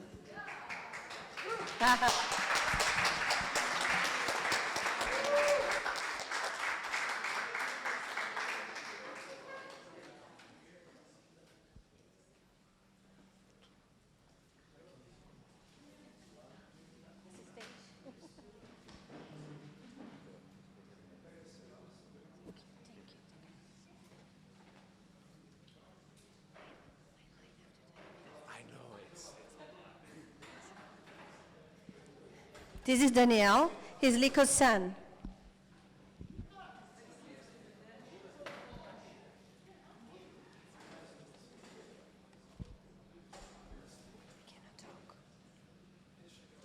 I cannot talk. Are you here? Are you here? James, I cannot talk. Are you here? Yes. I cannot talk. I'm so sorry. Yes, I'm here. Meus filhos chamam bem. Ok, Bia? Então, o mundo, a sociedade, The world, the society, ela é montada por estruturas arquitetônicas de poder. Is formed by architectural structures of power. Todos os espaços, agora, neste momento, All the space now, currently at this moment, é dividido em estruturas para dar mais poder ou não para uma pessoa. Eu agora tenho muito poder porque tenho o microfone e estou aqui. is divided by the power that each person can get. I now have a lot of power because I have the microphone here. Certo? Right. Por exemplo, aqui há uma estrutura. For example, here there's a structure. O que lembra a vocês essa estrutura? What does it make you think about or remind you this kind of structure? Uma escola, uma classe. A classroom. Certo. Correct. E qual das cadeiras tem mais poder aqui? Which of these chairs have more power? Esta? This one? Porque está aqui junto à mesa e Because it's sozinha? here together with the table and alone, separated from the others? Ou seja, se utilizo e fico aqui, tenho muito poder. Therefore, if I'm here behind this separated, I have a lot of power. O jogo é quem de vocês The game is whom of you vem aqui e cria outra estrutura que vocês conheçam, onde uma cadeira terá mais poder que todas as outras, usando exatamente o que está aqui.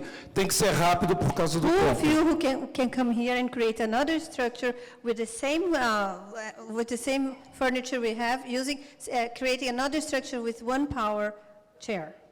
Quickly, because we don't have Quickly. time. He said so.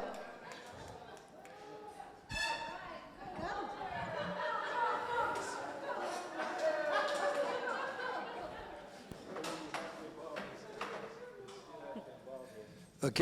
It is. Tudo bem? Ok. O que lembra a vocês essa estrutura? What does it remind you of?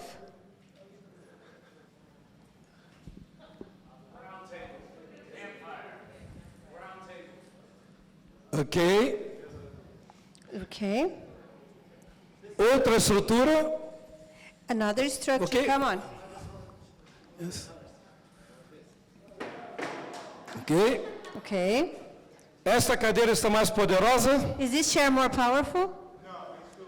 Não. Não, falou que é mais burra. Certo. Outra estrutura, outra ideia, por favor. Another idea, please. Devagar, que a mesa Slowly, é do because espaço. Sim. Because the table doesn't belong to me. It belongs to the space. Ok. E agora, que estrutura é essa? And O que now, parece para What does it vocês? look like for you? What kind of structure is this one now? Chaos. Chaos. Caos. Ok. Sim, eu vou encurtar muito o exercício. I'm going to Daniel, volta à shorten mesa, this por favor, aqui exercise. comigo. Daniel, please come here and help me with the table. Daniel told me he's his assistant. Ok? E por último, nós sempre fazemos não mexer mais nas cadeiras nem na mesa, And lastly, we don't touch anymore either chairs or table, e sim vir aqui e colocar o seu corpo na estrutura then come here and put your body here in the structure de forma a ficar com mais poder. in the way that you get more powerful. Bem rápido, quem vem Quickly, aqui who can come e here toma poder na and cena. take a scene. Como quiser. Take a power Não the way sei you se want. pode subir, não sei se I don't know aguenta. if we can Acho que stand up. não. Better not to try. Não pode falar, só fazer. You cannot talk, just do it, just be there. O que quiser. Ok? Ok? Estátua. Ele tem mais poder? He has more power, does he? Na cena? In the scenery? Ok. Fica Stay. congelado. Stay Freezer. Freeze. Ok. Quem tem mais poder? Who has more power?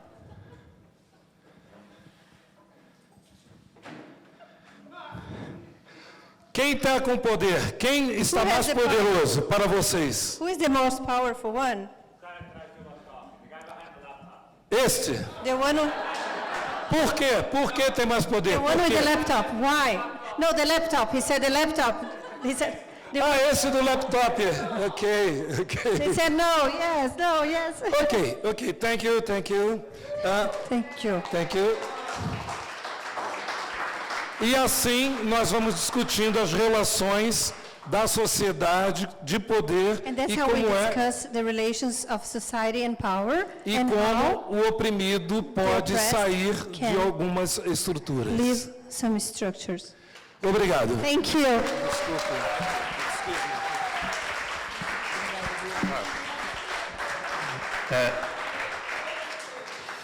So we're running a little late, so my suggestion is to keep this exercise and let's do a sort of like a round circle where we are equals and we don't have this division between, yeah? So let's just all face one another.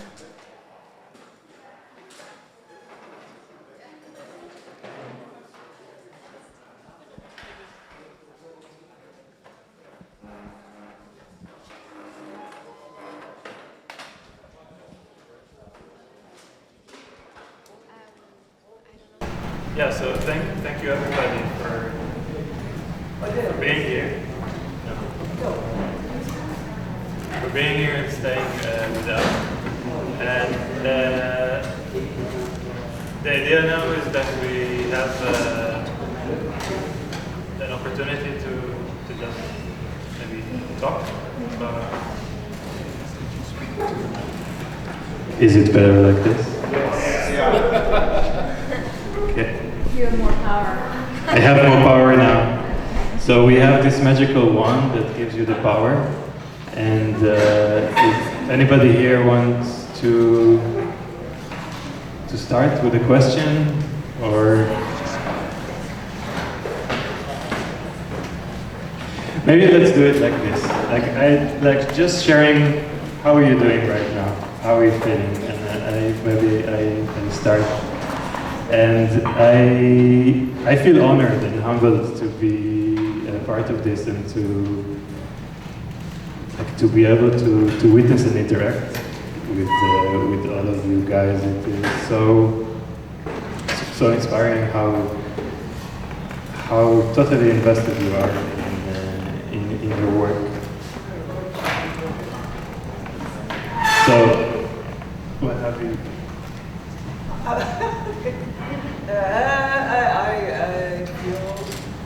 I feel good. No, it was nice to hear everybody, and I thank you for making us run through the space, and that was good to get us out of our chairs, get our fantasy going. Because really, it's a lot of listening, and for me it's very difficult, especially with the translation and all of that, so I was happy that you made us all participate. It was great. What was the question? How are you? How was this for you? Did you take anything from it? Did you want to give something or a question to them? For me, anytime that I can come together with a group of like-minded people to discuss issues, current issues, it's the place to be.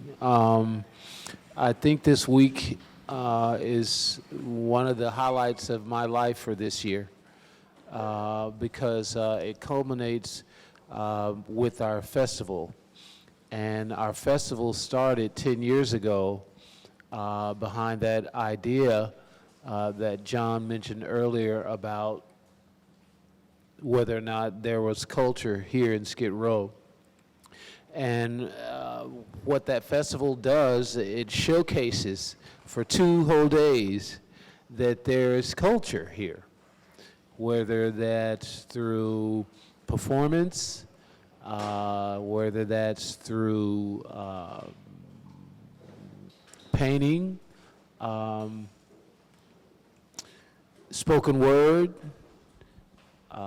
graphic arts, Within that 50 blocks of Skid Row, we have it all. We have people who have been lawyers, doctors in past lives, who have been mothers, sisters, yet they call Skid Row their home, and they make it a point to come to this festival. This is their highlight as well, because it gives them an opportunity to show their work, to showcase their talent. And it's a big deal for us, because I think right now we've compiled a list of more than 800 artists alone live in that 50-block area of Skid Row, and they all have participated in our festival. And each one of them wants to come back every year, but we do have a limit. It's from 1 to 5, so it's a very limited time. But yeah, we would like to encourage all of you to come out to our festival this weekend, where you can see our community, our Skid Row community. So I guess, yes, is that an answer? It's fine.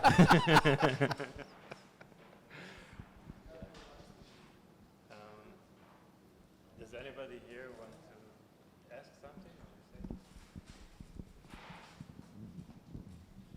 I don't have a question, but I have a comment or an observation.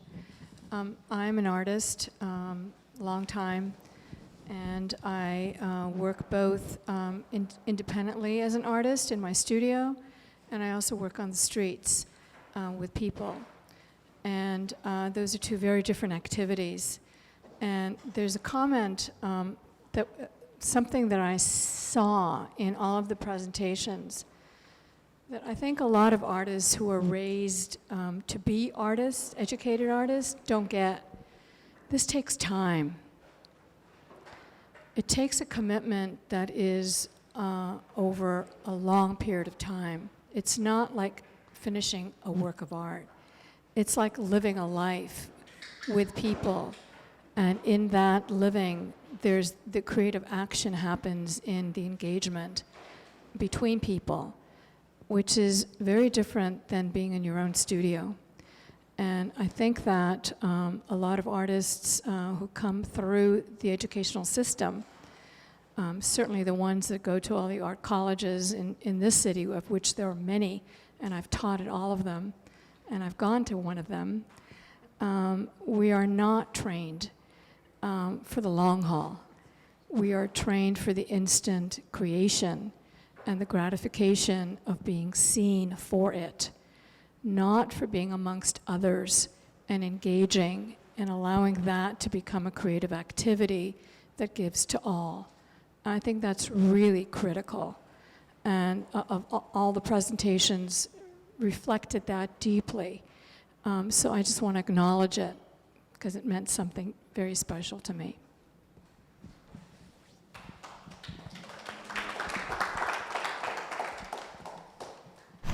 Thank you, and it does take time. I graduated with a degree in linguistics and theater, and I hadn't practiced any of it. I was teaching, and 2009, I met John and Andriette, and they really inspired me to do the work that I'm doing today. So it's been 10 years, and it has taken quite some time. But for that to happen, I've had, as an artist, to place myself in the community, to place myself to where I was the giver. And it took a while before people accepted me into the community. But 10 years later, you know, it's a close-knit family oriented type of place to be, in the sense that if you're homeless and you have no idea that this shelter is feeding at 5, and you can go to this shelter and get clothing, and you can go to this shelter to get soap. People help you. You know, they turn you on to those places. And to some, it can be life-changing, because that's at times when people need help the most, you know. So it's why I'm still here, because I find this work more fulfilling than anything I've done. And like I've said, I thought serving my country was the best thing that I've done, but the work that I've done here the past 10 years is the best 10 years I've had in my life. It's very rewarding work, and it's very challenging, very daunting, but if people see your concern, they in turn will accept you as you are, because you're accepting them as they are. We're not trying to change anyone.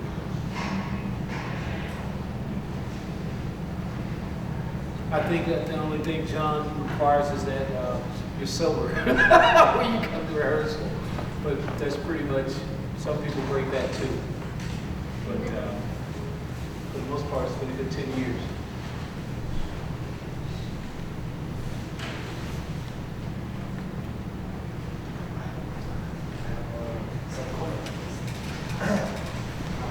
I don't know, at first I want to say like a short story, like a funny story, like the alien come to our universe and they just see what's happened, and he asked one of human like, why you have so many like hungry people, like they die because they don't have a food.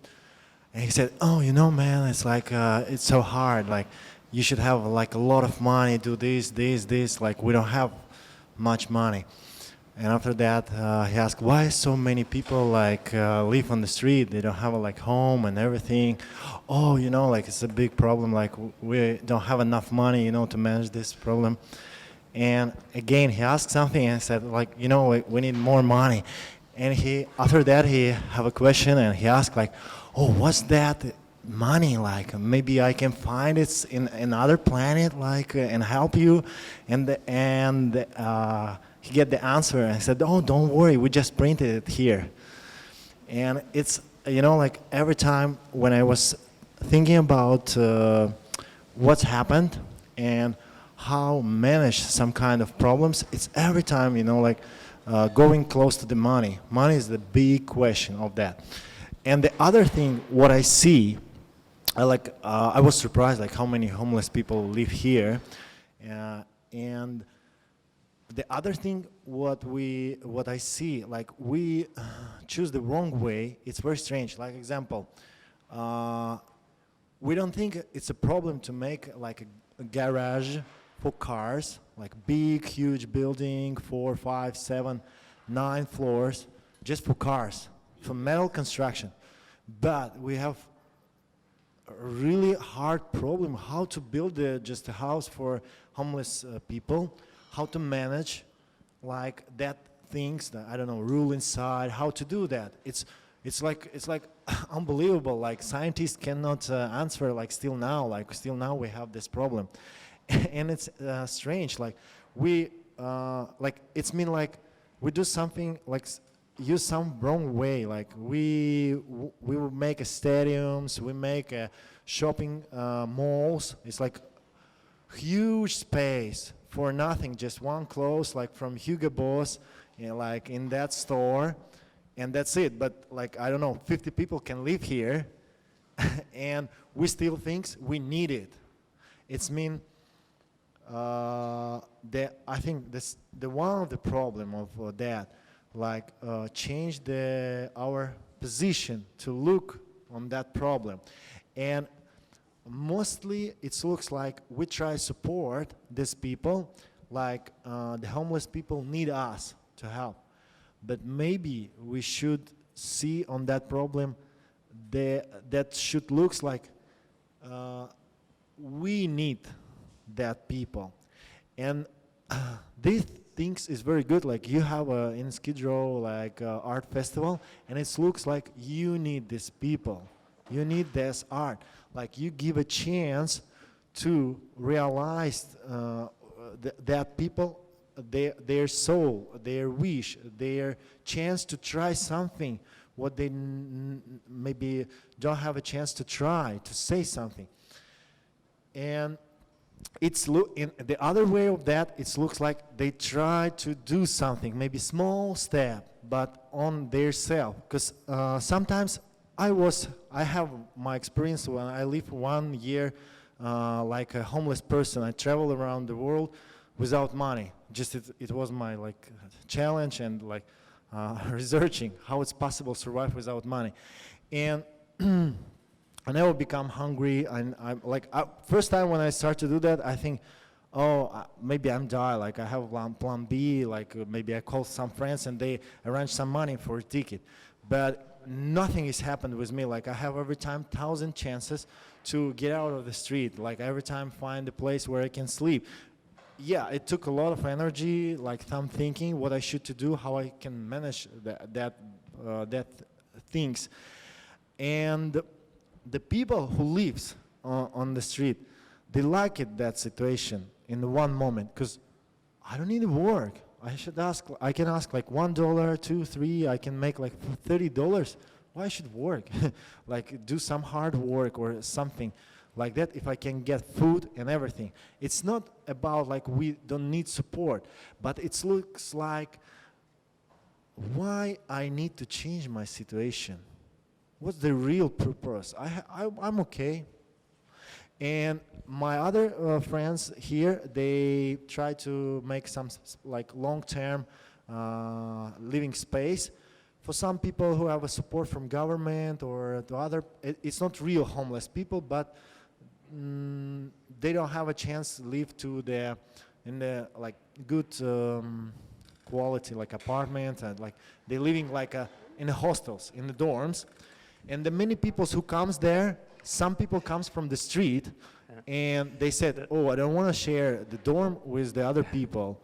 I want my own space. I want to continue live in the... sorry, what's your name? Sada. S-A-D-A, Sada. Yeah. I think one of the biggest things that I saw with the work of LAPD is that, like you said a little bit, they create possibilities where people feel comfortable to express themselves. People feel comfortable to express themselves and just be who they are, and stop this division between like them and us. And I just wanted maybe to ask you, Fabian, about something you said that we talked about a little bit before, about the power of imagination, and maybe how imagination can be revolutionary. I mean, from my experience, I think that, yeah, it's on. Hello.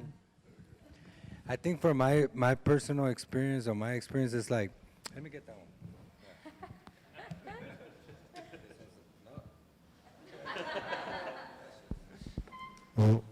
I think this one's better, yeah. I don't know, I think it's a systemic issue.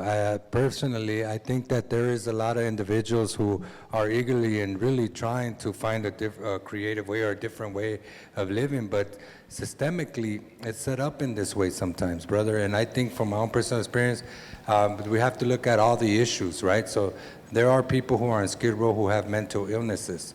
And if we're not addressing that, then there is no way that they can feel even worthy of sustaining or even belonging, right?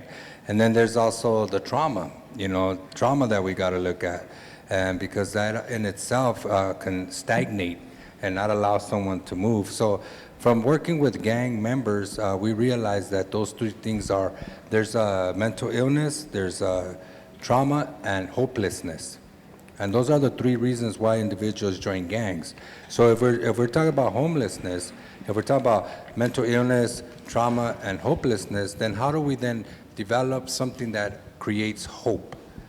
And once we start to develop a space or utilize a tool that creates hope, maybe just then, right there and then they can start to reimagine what a future can look like. That's, I think, the goal. For me, we learn not to work with the way we combat and disrupt the systems of oppression is to work with individual.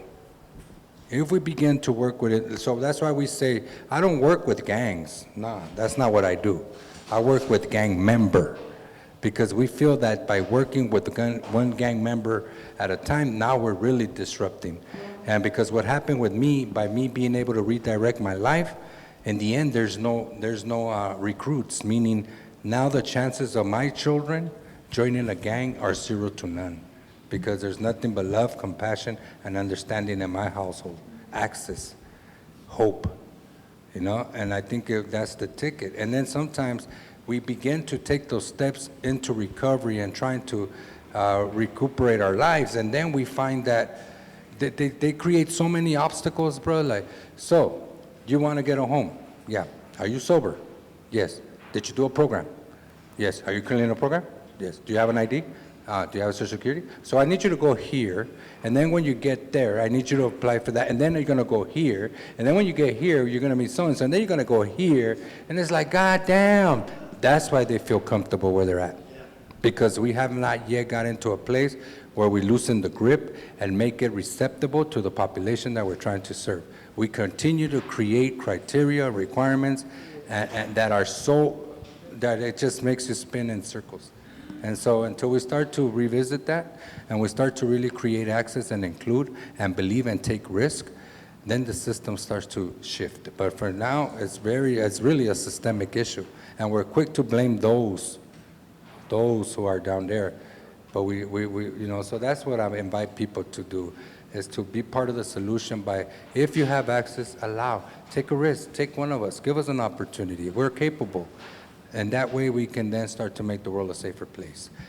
That's just my experience, and that's why it's very difficult, and we don't move the dial, and but we're quick to blame the homeless versus the system. That's just me. Hope I made sense. Any other questions? But the other thing, I think it's also like, I think it's really global problem, like homeless people, because also in Russia we have a lot of also, and like in many other countries. And I think it's something about us. If we talk like close to IT industry and like robots, revolution, it looks like that, like who knows, maybe just after 10 years we don't have a work, and maybe we become homeless person. And like what we should do, how we should survive, how we can make money. Like it's something close to us. Well, another thing that is very difficult sometimes for individuals is like, and it's a difficult subject, but it needs to be brought to the table. And historical trauma is at the center of all this as well. And some people call it colonialization, right? And you know, this historical trauma has displaced families for centuries and decades, you know, and a lot of it is the residue of what took place back when. And so when we start to bring that to the table and talk about historical trauma and the divide and everything that took place then maybe we can get to a solution. But a lot of the times that's a very difficult subject to talk about. Not everyone's willing to bring that to the table. And there's a lot of racism, you know, colonization, and all that stuff that goes untalked about. And I think that's really where it stems from, you know, it really stems from there. Because the minute I start to understand who I am as an individual, my ancestral heritage and roots and values, then I know my existence. And now I can come back and disrupt and bring awareness. Awareness needs to happen. I'm really interested in something that you were saying before also about people, about sort of multi-generational or intergenerational work that you've been doing, because that idea of being able to represent yourself and then connect to other people. And I just wonder if you could just talk a little bit, and maybe that fits with other people too, about this idea that also came up last night about and maybe it came up from something else, sort of remembering, like putting the pieces back together, but also through memory and representation. So I'm kind of interested in that historical element that I think all of you were talking about. It's culture, and I think for me that's what's at the center of my programming. It's like allowing the mothers and daughters to bring forth their cultural experience. In this way, stories can become preserved, and their children can be re-identified to their true being and existence. And I think once you start to recognize the importance of culture and where we come from, then it values you. It brings some sort of value, because we've been told otherwise, in a sense, right? And so for me, it's important to begin to bring all these families together as to tell the stories. I want to know what my mom went through. I want to be able to understand her struggle and see why is it that she has reacted and came at me in particular ways. Because a lot of the time, we are quick to judge without the understanding. We have perceptions without the understanding.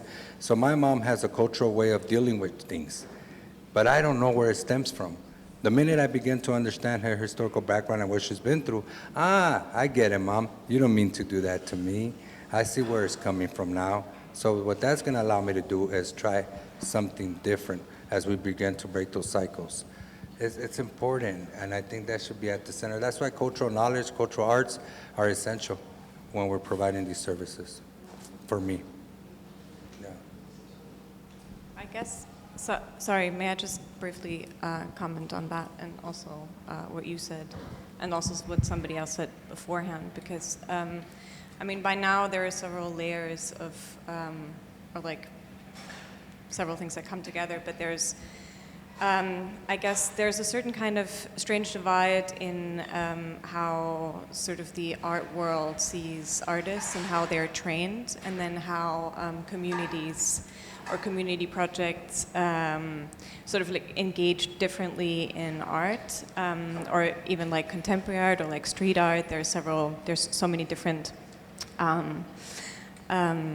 ways in which one can make art. And there's Tania Bruguera, who coined this term arte útil, which is useful art.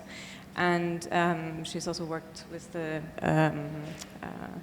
like this concept of theater of the oppressed a lot. And it's just really interesting to me how like it really is money that makes this like one idea of art or an artwork somebody creates for a quick revenue or like profit, and then the other sort of engagement in art that really is coming from something else that even both can potentially inhabit or like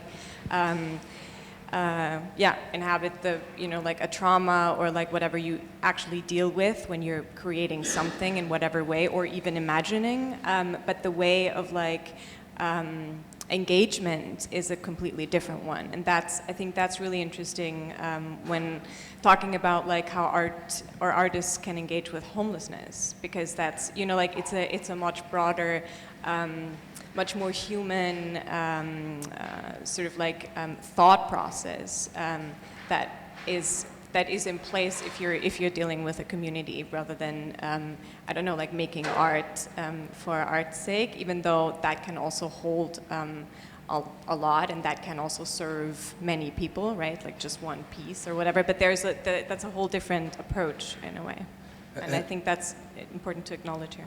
I just want to share, and I think that's a whole other monster that we're going up against, because we've been looking at things through the Western lens, and behind the Western lens, we haven't been included in the institutions as artists. They tend to pigeonhole you. Chicano art, graffiti art, prison art. It's not welcome. It's not contemporary art.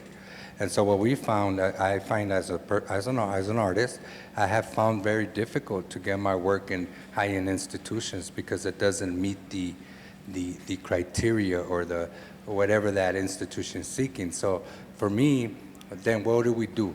Then we have to claim our stake and bring it back to community. If they don't want you, then you create your own space. And yes, and that's how I've been able to survive as an artist, is to develop a process that uplifts and brings upon healing and transformation as a way to uplift and help others, with the hopes that we can shift the paradigm and go up against these high-end institutions and maybe challenge the Western lens to allow them to remove those labels in the art and reclaim the language of universal art. Art is art, I always said, as long as it comes from the heart and is tangible and is creative. But Why isn't it art? Because it comes from a prison. If they're using the same practice, same processes, but it just doesn't fall under that category. You see what I'm saying? So that's another monster. So that's why when we develop these programs, I talk to the homies and I make them aware of what they're up against. We're not there yet, the tide is turning, but we gotta keep pushing. I know Chicano artists who've been doing art since the 70s, and they only call them for the Pacific Standard Time. The Pacific Standard Time, Judy Baca, Wayne Healy, David Boteo, and then they put them to sleep. And then it's like, Pacific Standard Time, and they bring them back up again. So it's like, what is this? And how do we keep it consistent, a continuum? We're not, and so that's difficult for a working artist. It's tormenting, it's hurtful. But we keep at it, and that's all we can do. Well, sorry, just one more thing. I guess this abolition of labels is exactly that that can come out of like this engagement also in like or the imagination, right? Like that's exactly this intersection that I think is really important and like very sensitive to for everybody to consider. So, I was sitting next to my friend Tina Cielo, who will be talking on Friday, actually, and when Walika was talking about the MTSB, Tina lives in Ecuador, and she lived in Bolivia for many years before that. So she leaned over me and said, and started telling me what an important movement that is. And I wish you would tell everybody a little bit, because I benefited from your knowledge. Actually, Lucio should tell us about the Movimiento Sin Terra. And actually, my question was a really simple, like, translation question, was if you understand the Movimiento Sin Terra as sort of, we're in the context of this discussion about homelessness, and I never thought of the Movimiento Sin Terra as, I thought of it as worlds apart from thinking about homelessness. And I think it has to do with something that you said actually about confusing categories and what you were just talking about the art world. And I mean, so I think of the Movimiento Sin Terra as a political movement. For me, in Bolivia, and what I leaned over and said to John was, in Bolivia, sort of political activists, young political activists, like an amazing thing that could happen to them is if they go and work with the Movimiento Sin Terra and get sort of knowledge about organizing and about how the movement works. So I've always thought about it as a political movement. And then when we talk about artists and what all of you guys are doing, is it part of the art world? And then when you talk about homelessness, are we talking about as like a social issue?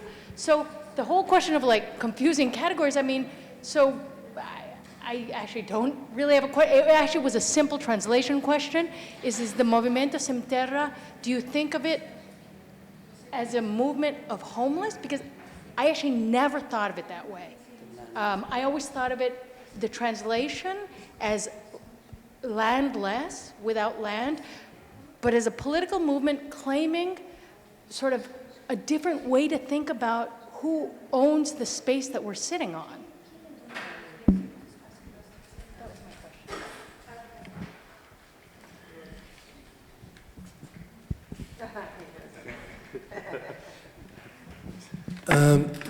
No Brasil, todos os movimentos são políticos.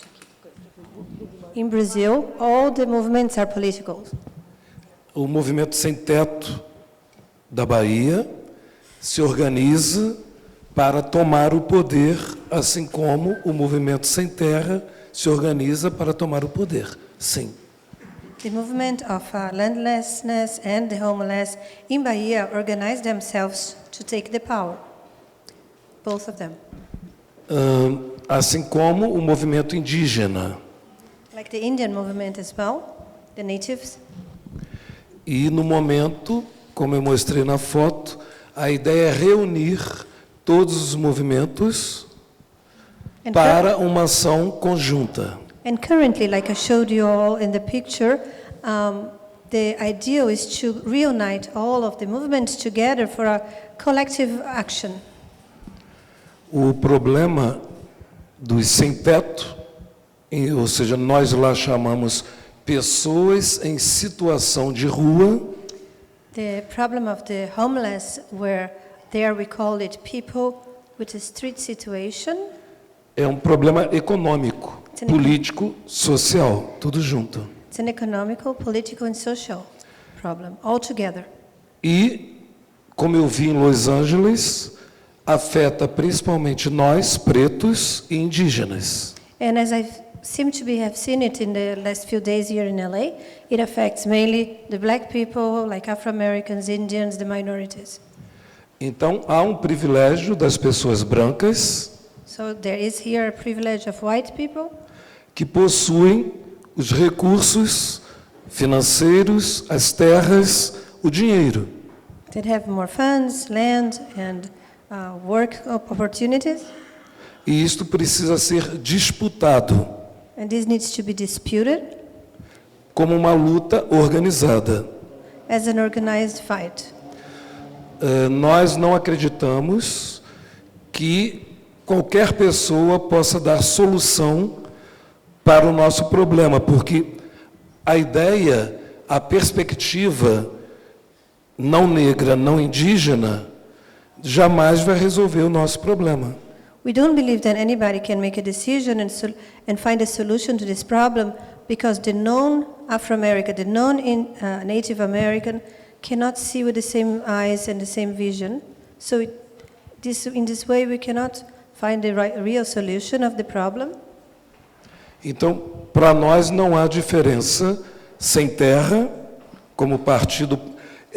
Eles não gostam, sem terra, de serem chamados de partidos. Therefore, sim? Mas é uma outra possibilidade social. Therefore, there is no difference for the landlessness. They don't like to be called a political party, but it's definitely a different social reality. Porque essa sociedade não serve mais. Because this society doesn't serve anymore. O que eu vi ontem e anteontem em Los Angeles, what I saw before yesterday in LA, e soube que São Francisco é pior ou igual, and I've heard that in San Francisco is worse or the same. No país que mais produz riqueza, como os Estados Unidos, in a country that's very developed and produces so much, like as the United States is, é o que mais produz pobreza. It also produces a lot of poverty.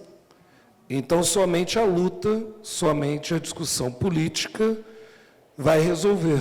So only political fight or political discussion or argument. Como se fala discussão política? I'm sorry. A luta política. The political fight organized can resolve this matter. E claro, eu não penso mais ou somente na luta armada. I'm not thinking only about the armed Na fight, guerra, sim, the war, War. and things like that. Há outras formas e possibilidades. There are No other nosso caso, There are many other ways and possibilities. In our case, é a educação education que tem que ser criada por nós, that needs to be created by us, e não a educação que tentam nos impor. not education that they try to impose on us. Porque esta educação, eu falo no sentido amplo, I'm talking in a general, like ela produz a pobreza, a loucura, ela produz o que a gente vê andando aqui na Skid Row. produces poverty, produces madness, and produces exactly what we see in the streets, walking around the streets here. Então, no momento, no Brasil, Colômbia, Peru, nos países que eu trabalho, os movimentos, principalmente os sem terra, têm e estão desenvolvendo a sua escola, o seu teatro, a sua própria forma de pensar. So in Brazil, this kind of movement is developing their own school, their own theater, their own way of thinking. E é um retorno à ideia do oprimido. And it's a return to the idea of the oppressed. A pedagogia do oprimido foi criada para novo cidadão, para uma nova sociedade. The pedagogy of the oppressed was created for a new pedagogy, a new society. E não para esta sociedade, And not anymore for this one. que já provou que não funciona. That already proved that it doesn't work. Não sei se respondi. I don't know if I answered.